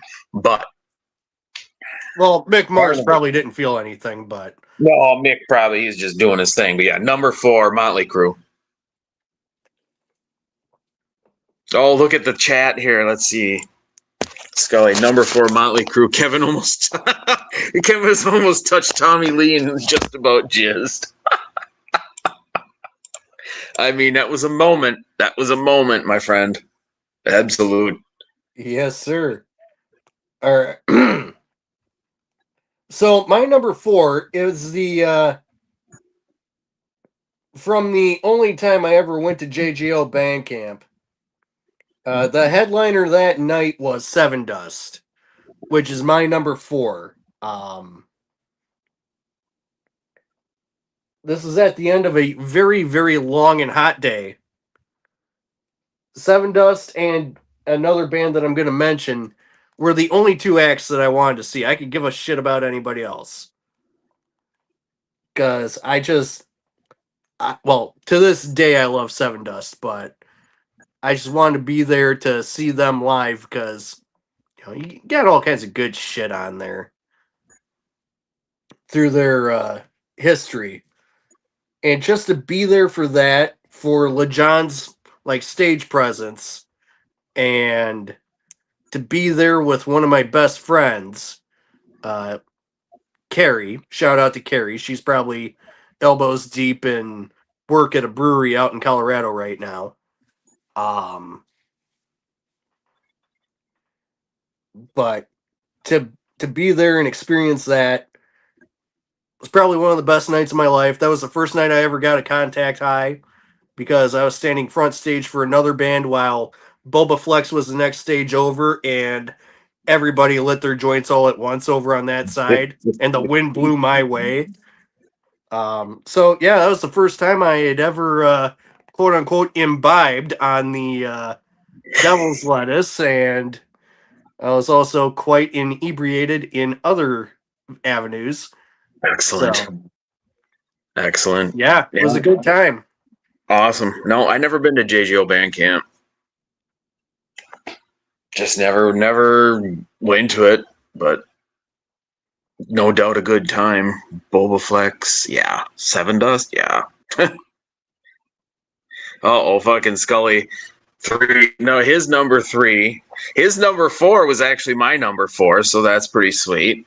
His number 3 got called to the casino for a loony fan trying to get on the bus at Randy Travis. That tracks.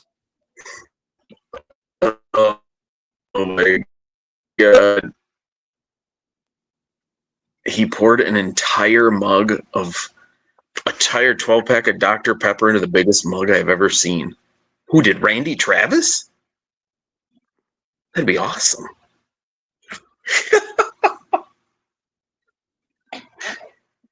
Yeah. I mean, who knew Randy Travis was a Dr. Pepper guy? Yeah, so it looks like Randy was thankful and shook his hand, gave me an autographed 8x10 photo that said, "Thanks for all your help." Passed the info on to the bus driver, Minnesota plates, black SUV. I got a 30-06 and a 12 gauge behind the seat. I'll handle it. As he poured an entire 12-pack of Dr. Pepper. Okay, so was the bus driver. Those country bus drivers, they're a different breed. Yeah. That's awesome. And Randy was a straight up legend, so that bus driver's probably been with him for like 50 years at that point. Yeah, probably. All right, so we're at my number 3, and yes, sir. A lot of my stuff that I remembered came from the good old days when Fort McCoy had good concerts. I don't even know if they do them in there anymore. I don't think they do. Yeah. In the last several years they did. It was always Toby Keith, which is fine and dandy, but I don't want to see Toby Keith every year. God rest his soul. But so my number 3 was a day. I think you were there. I know Door at 11 was. I know that. Which probably Keith was there too, and Scully may have been there, but it was I don't know if it was the time Crew played with Poison or it was Vince Neil solo. I think it may have been the Vince Neil solo show. But he was playing, I don't know what song it was. He was playing guitar through it, boom, and at the end, he flicked the guitar pick. And it was blackout, it was nighttime. You couldn't see. He flicked the guitar pick. Lord only knows where it went. It hit me in the shoulder, and I looked down, and there's the fucking guitar pick. Grabbed it up, put it in my pocket. I think it's in some box at my mom's house in the bottom of it. I put it in a little case. I didn't write anything by it, but I know if I saw a guitar pick in a little case, I knew exactly what it would be. But like, I'm sitting there and I'm like, dude, wait a minute. Oh yeah, I fucked up my list, but no big deal. So I have Vince Neil's guitar pick somewhere, most likely at my mom's house. Yeah, so Vince Neil solo, I was not there for. Okay, I think it was him solo. I can't remember. But I know Brian was standing right next to me, and we were just sitting there rocking on whatever, and just a little like, he flicks this thing, you couldn't see it, and I'm like, no fucking way. Yeah, Door has confirmed it. It was Vince Solo. It was Kismet. Yes.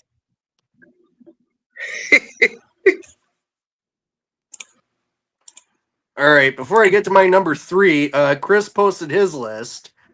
So he was at Miles Kennedy for JGO Sound Lounge. 3 was his first Bad Flower concert, now been to 8. Number 2 was Godsmack at the Majestic, which is going to roll into my numbers 3 here in a second. And number 1, Non-Point at Taste of Madison. There was a full moon and the Capitol in the background. And Non-Point is almost always at Taste of Madison. So, Excellente. All right, Corey, what's your number 3? oh, Scully's got his number 2 up. Yeah, let's see. Airborne show in Airborne. Madison on my 24th birthday. They're up and coming, so wasn't many people there. Put on a hell of a show. We hung out with them and drank after the show. And that's what I was talking about last week. I think I had a ticket to that show, but I could not get out of work, so I had to work. But yes, that's absolutely. I mean, again, I cannot believe they don't get any radio play in the U.S. That's a crime. But they keep on putting out really fucking good music. So, without question. All right, my number 3. This is another one where I actually was with same best friend from the Seven Dust story, and I actually had to text her last night to see if she remembered which venue this was, because I wanted to make sure I got it right. But it'd be the time that my best friend Carrie and I went to see In This Moment at the Majestic in Madison. And this is right after They Got Hot.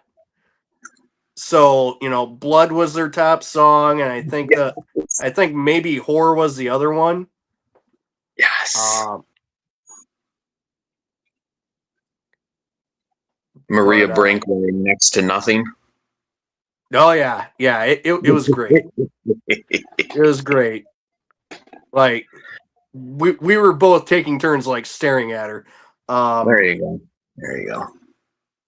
And that was also the night that I may have gotten lost in Madison before finally finding the Beltline. Well, you found it. That's what matters. That's what matters. I was heading in the right direction after that. But yeah, excellent. So I will have to.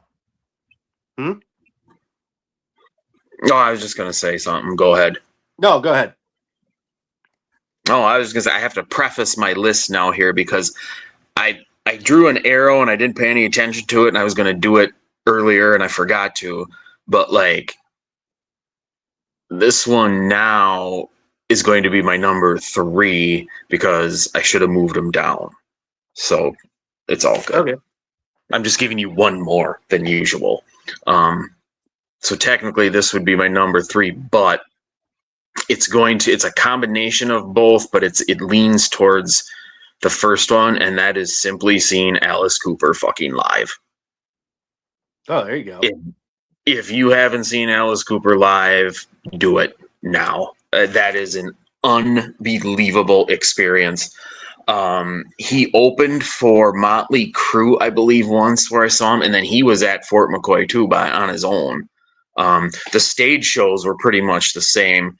The second one where he opened for Crue, Nita Strauss was playing guitar for him, and well, be still my heart. But Alice Cooper is amazing live. That's just that simple. You can't get around it. So he's like my number 3. So Vince Neil the guitar pick would move down to 4. Carnival Sins would be like 4B, but that puts me back into number 2. And this one, Corey, you had to be there for this one. I don't know, but I know Door at 11 was, because this is when we talk about our Fort McCoy concerts, this one is always at the top of the list, and quite frankly, it might be my number 1 for that whole program they had over there. I mean, there was so many good shows during the ages that we were there. I don't know, but Loverboy at Fort McCoy. That is the best show I think I ever saw there. I don't know what to tell you. Mike Reno and the boys were just killing it that night. And I remember when it was over and me and Dor were walking out, and I'm just like, did we just see the best show ever at Fort McCoy? Like, did Loverboy put it on? And he had the same thoughts. And it's like, well, they played everything. They played everything, and they absolutely killed it. Like, Yes, that's crazy. So, Loverboy at Fort McCoy for me. all right. So before I get to my number 2, which pretty fucking good, Door at 11 Steps did come in with his number 4 moment.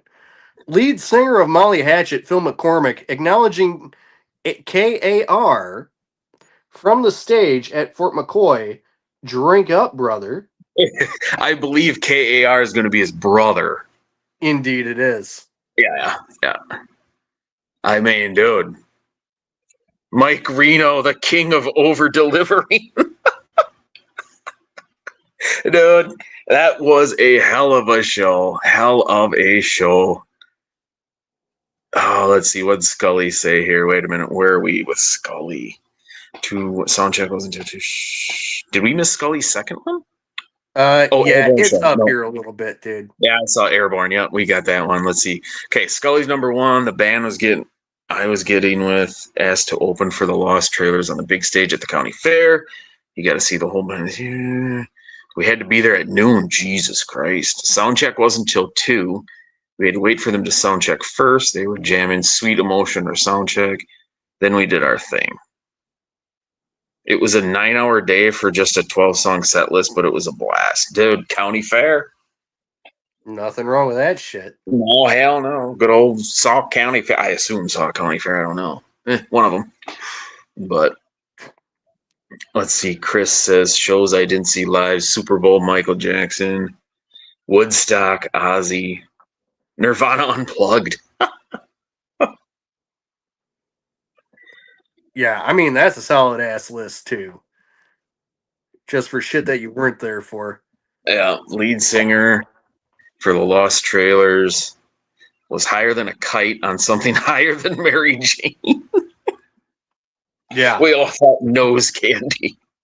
The booger sugar. Yeah, the Bolivian marching powder. I mean, all right. My number 2. This was a night that was supposed to be Ted Nugent followed by Leonard Skinnerd. However, the lead singer of Skinnerd at the time come down with a cold. So Fort McCoy had to call in a replacement. Said replacement was the aforementioned Loverboy, who's my number 2 moment. Not only was it a great show, but my favorite part of the whole thing, I'm just standing there back by that like secondary stage in the back where like the engineers were and whatever. Because I was kind of standing around some New Lisbon locals that were kind of hanging out in the area over there. And like the minute that they came out and said that Leonard Skinnerd would not be in attendance, but Loverboy was coming to the stage, like 20,000 bikers just up and left. Perfect. It was a wave of mullets and leather. So yeah, they bailed out, and the ones of us that stuck around, including you and Door at 11, we got to see one hell of a show. It was unbelievable.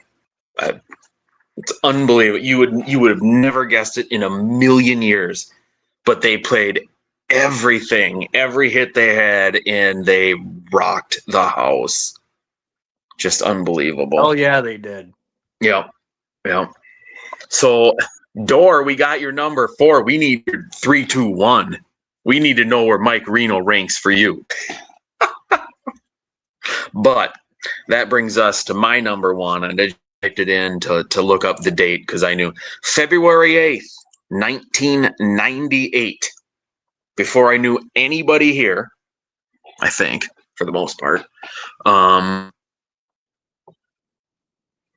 Dor says number 3, Robert Johnson visits the Yes. crossroads. Oh, that's going way back. That's where Robert Johnson sold his soul. What is that? Who's Robert Johnson? I don't know. He was a blues guitarist back in the 20s or 30s, I think. Oh, Jesus Christ. So he was a man born and raised in Mississippi, if I remember the story correctly. And he went down to the certain crossroad to sell his soul to the devil for talent. And needless to say, it happened because when he came back, he just ripped off like the biggest bunch of like solid blues guitar work that anybody had ever heard. Nice, man. And there was actually a movie based loosely on that encounter that starred Ralph Macchio as the one selling his soul. And he had to do battle with a demon who wound up being Steve Vai. Oh my God. Walking into Clarksdale. Yep. What? Yes, sir. Good Lord. I tell you what. See, you never know what you're going to learn on this show, folks.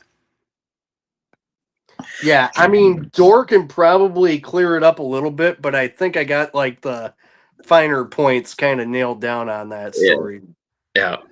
All right. Well, so going back here now to my one, February 8th, 98, senior year for me, so that shows you how old I am. You old fucker. Yeah, we had a bunch of friends back in the day, and I'm sure it's the same, but you can only buy 9 tickets off Ticketmaster. It was the first ever rock concert at the Kohl Center. It was the greatest band of all time, Aerosmith. And according to this, 5 songs in, and I didn't know what song it was, but I fucking remember it, man. I was sitting right next to like the stairway and stuff, and like you saw people like, over here, and there's a couple here, and then we're just fucking rocking or whatever, and they went from one song to the next, and then they hit that fucking chord, and it was the greatest fucking song ever, Angel by Aerosmith, and I fucking went ballistic. Because back then we didn't have the internet to check out the set lists before we went. We had no idea. And to hear my all-time favorite song live by the actual band that fucking did it, that can't be overtaken. That's just, it can't. And it was fucking awesome. It was just great. Oh man, to go back, I have not seen Aerosmith since then. I've only seen them, or no, I did. We seen them at Alpine Valley. It's on at Alpine Valley. But number one for me, seeing my favorite song by my favorite artist live, you can't beat that. You just can't. Hell yeah, brother. My number one is actually just the full entirety of this complete debacle that we all attended all at once. The Motley Crue and Poison show at the aforementioned Fort McCoy, which is the first time we all actually went together to something. Mm-hmm. Needless to say, I was shithouse drunk before the show even started. Somehow Keith managed to put me in a sharpshooter. I still don't know how that happened. Was this the same year we all had a fucking tailgate in the parking lot, or was that a different year? Yeah, that was there too. Yeah. Okay. Yeah, that was the tailgate. Pretty sure I chopped Tom Wilde's nipple clean off. Yeah, you flare chop Tom. Yep. Took it like a champ. And folks, I don't know what year that was. God, 2011 ish.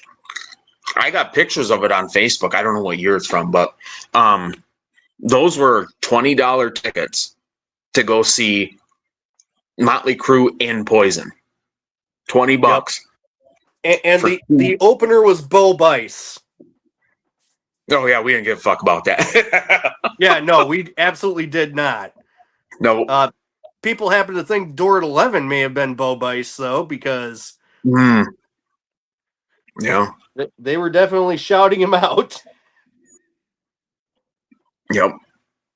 Yeah. Yeah, that was a good show. It's on here, my honorable mentions for. I mean, there's so many good shit and things at fucking Fort McCoy. Yes, Like, sir. what do you do? I mean, Ted Nugent, that was a good show. Alice Cooper, the Poison Crew, and then I had Def Leppard, Poison, and Crew at whatever Miller Park at the time. What was that, 23? Basically, we waited damn near 3 years because we got the tickets and then COVID happened and they delayed it twice. And Def Leppard was awesome. Def Leppard has been fantastic every time I've seen them.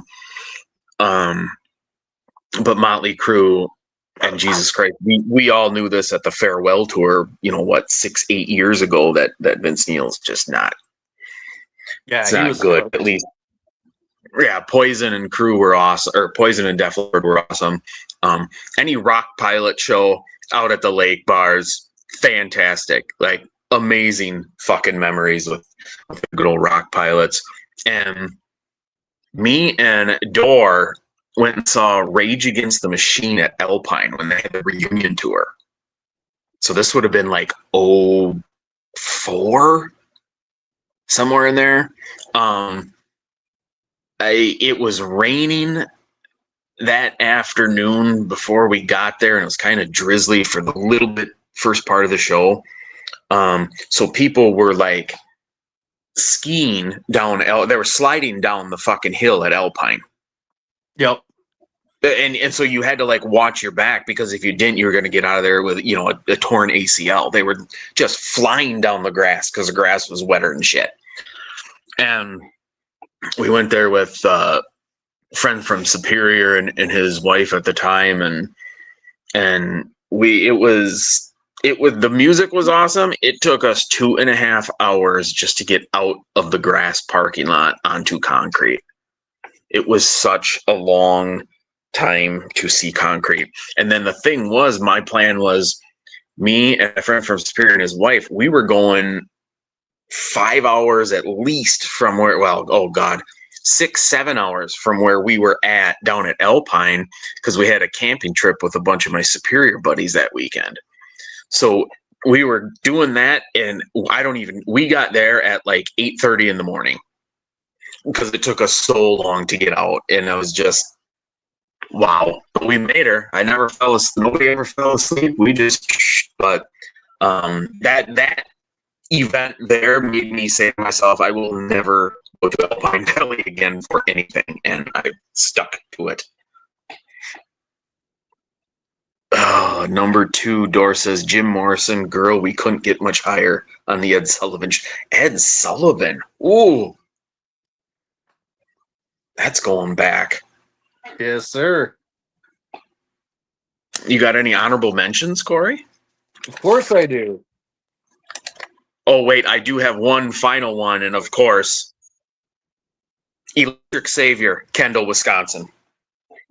Yes. Absolutely. Shout out to the GOATs. Yes, sir.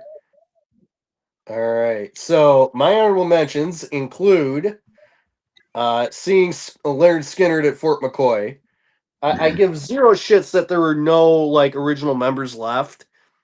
Just that the vibe was there. And this was going to be the following year after the absolute orgasmic euphoria that was Loverboy. Fantastic show. Great shit. I loved it.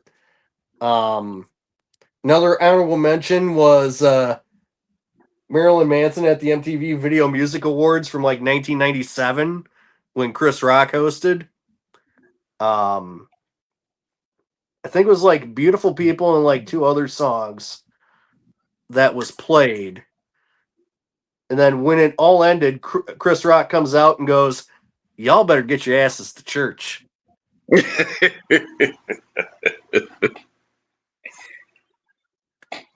Oh, and Dorr comes in with his number one.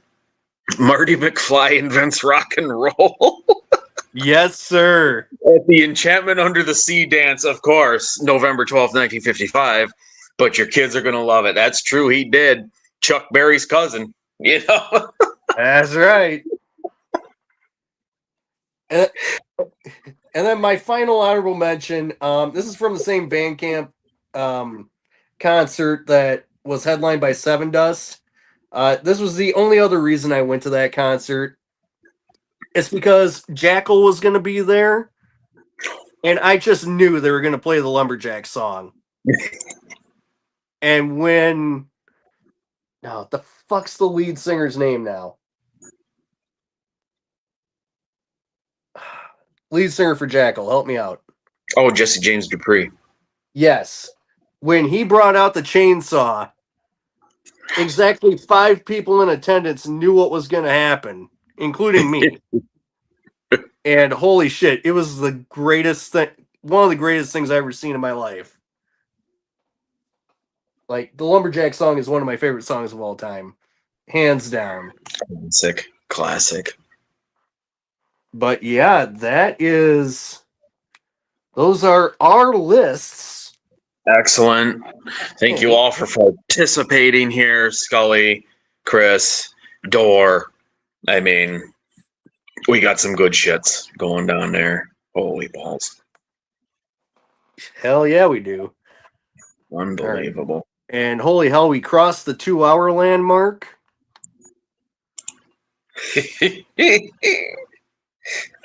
I mean, speaking of electric saviors, Nikola Tesla was born on this day in 1856. Hey, there you go. Dropping knowledge. What's your honorable mention, Scully?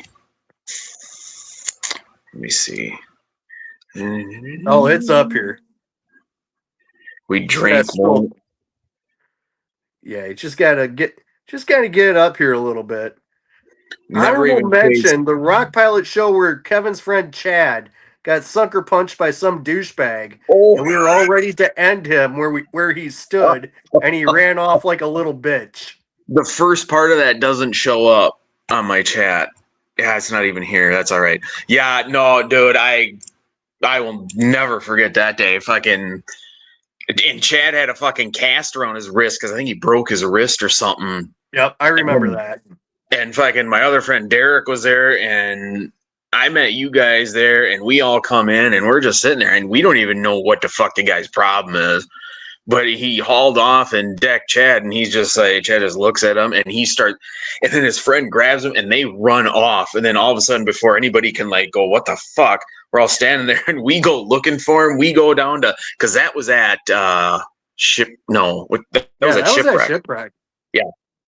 That was at Shipwreck. And so we go to Pine Cove, we go to fucking Dirty Turtle looking for these two guys, and they're nowhere to be found. And I remember Chad, like, he just was like, okay. And he gets up on a picnic table and he's like, where are you at, you fucking pussy?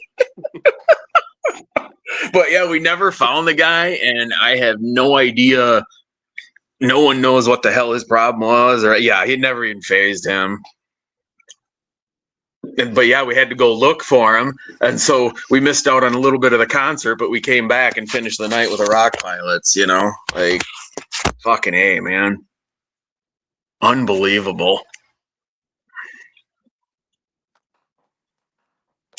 Yeah, that was a good time. That was definitely the most memorable Rock Pilots show, I think. You know, they were all fucking just awesome because they played such good fucking music. But yeah, those were the days, man. Good old times at fucking Shipwreck. Pine Cove. They never played Pine Cove or the Turtle. They were always at the shipwreck. Yeah, they were always at the wreck. Yeah.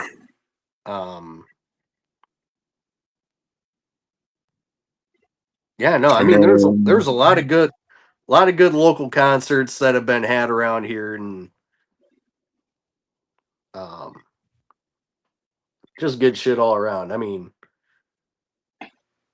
people around here especially love it when you can get some Collective Soul in and some Cranberries in, and then you've won everybody over at that point. yeah, good old Shout Collective out Soul. Preston. Yeah, fucking Preston would have been at them shows too. Yeah, he would have. Everyone, yeah. Dave, JP, fuck all of them. All of them. I mean, I don't Yeah, even know. Scully's right. The Wreck was the only place where they could fit a band back then, but since then the deck's been expanded over at Pine Cove. Quite a Oh, bit of good shows been had out there, and then they just put in a new concert stage at Dirty Turtle a couple years ago, and oh, it's damn. nice. Yeah, they Yeah, have I an remember. outdoor bar and an outdoor stage now. Oh, Jesus Christ. Going what way? Towards the boat launch or towards the Uh, water? no, going towards the parking lot. Oh, okay. It came out that way. Or like Okay. toward the condos. Yeah, yeah, Like yeah. the condos over by the road. Mm-hmm. Yeah, Pine Cove. I remember one night, and I don't know who the band was. We weren't there to see the band, but we were just there. But it was like raining, and so the band had to come inside. And holy fuck, was that a little tight?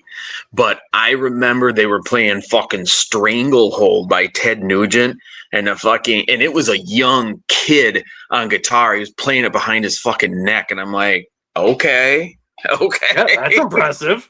I'm like, yeah, get at it then. But yeah, that was awesome. I have no idea who that was, but good old Pine Cove. And of course, shout out to what? Who is it? What was the name of fucking Puff Daddy's band there when they were playing at Pine Cove? I can't remember the name of the Oh band. Christ. Leo. God, I don't know. But I remember he was drumming out there. They had a fucking great name for a band. I can't remember. Oh, Scully, save us with that one. You should it's know gonna be that shit. Scully or Door. Door will definitely remember it, I think, but I can't. I think it was like, oh god, I can't remember the name of the band. Because I'll be completely straight with you folks. I've forgotten more nights out at the lake than I can remember. Yeah, you gotta do that, you know. Gotta do it. He's been in a lot of bands. Yeah. Oh man. Oh, I can't. I want to say it was like a one-word name though, or something like that, but maybe I'm wrong. Oh well.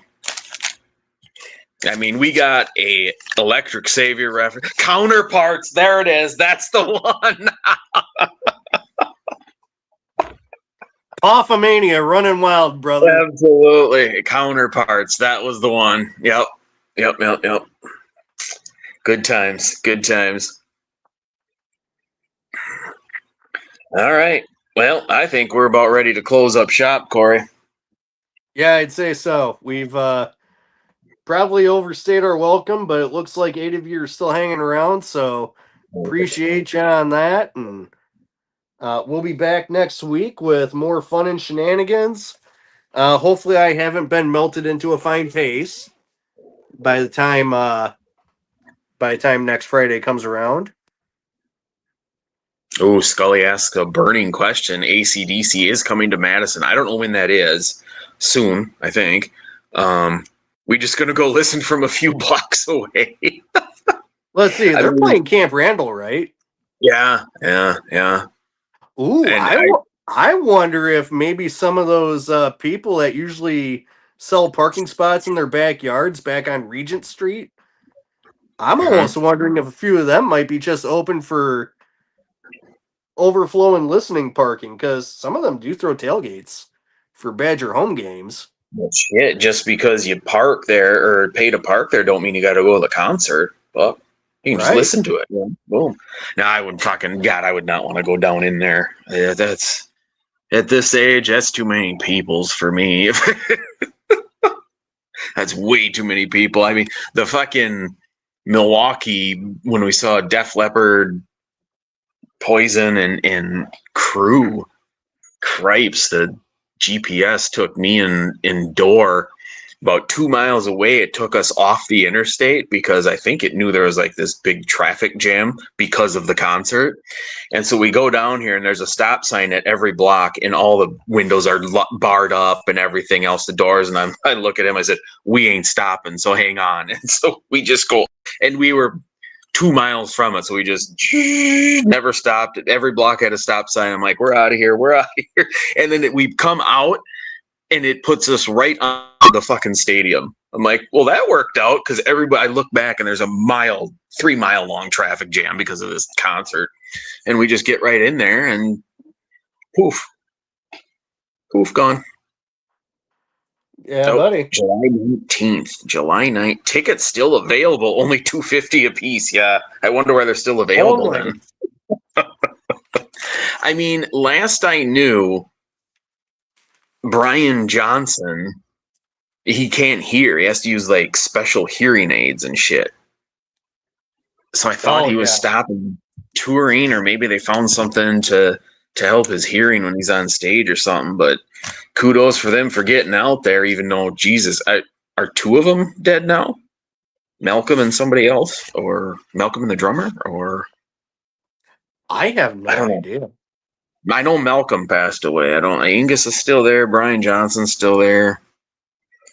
Yeah, I But guess the good only for question them. mark is the drummer, but Yeah, good for them. But well, we'll keep that on the down low here. We got another 9 days to decide, so we got another show in yeah. between here.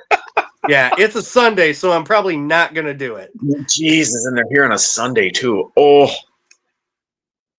imagine going to work on a Monday after that one. Oh, Yeah, that would not be great. no, no. That's already a loaded weekend to begin with, and then the following weekend, the 25th, I'm gonna be in Milwaukee for another parade with the Ghostbusters cruise. So The Widiots live at ACDC backyard listening party. fuck, we can probably sit in Verona and still hear it. Oh God, yeah, anywhere really within about 2-3 miles of the stadium there probably. But I don't know anybody who Easily. lives that close. Well, I I mean, mean, I know a guy in Verona. We could probably steal his backyard, I and he's got work bourbon. I work close to Hilldale, so I could hear it from there. Maybe Just drive to the building, go up there. I mean, the windows don't open, so I don't know how that's going to work. But I got a parking spot on a parking ramp, so that's cool. I could just listen to it from there. we'll see. There you go. Yeah, I'm good. All right, let's get out of here. All right. Hey, what do you want to do for Mount Rushmore next week? I don't know. We'll figure it out. Yeah, we'll find something to talk about. Party at Kevin's parking ramp. There we go. On it.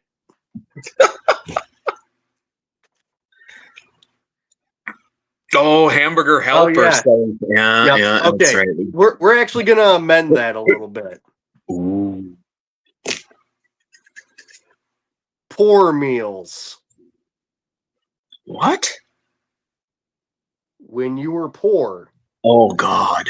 Okay. Or it was just like the cheapest shit imaginable. Yeah. Oh God, there's so many hot dogs involved. Baked beans. Fuck. Yeah. Yep. All right. All There right. it is. School of Hard Knocks meal plans coming up next week. I mean, we can do. We'll talk about it, but we can still do hamburger helper. Poor me. Okay, we got this. We'll figure it out, Scully. Yeah, I mean, we could probably do a double on that then. Yeah. Just do the cheapy meals and then hamburger helper. Yep. I'm in. I'm in for that. Boom. Okay, so double Mount Rushmore's next week. As always, gonna read more Reddit. As always, more Florida Man versus Midwest guy. At some point this weekend, I do have to procure some things for future taste test. So be on the lookout for that. But that being said, in the meantime, in between time, peace, love, and hugs. We enjoy most of you. We love some of you. Get the hell out of here. It is Friday night. Go do something. Bye.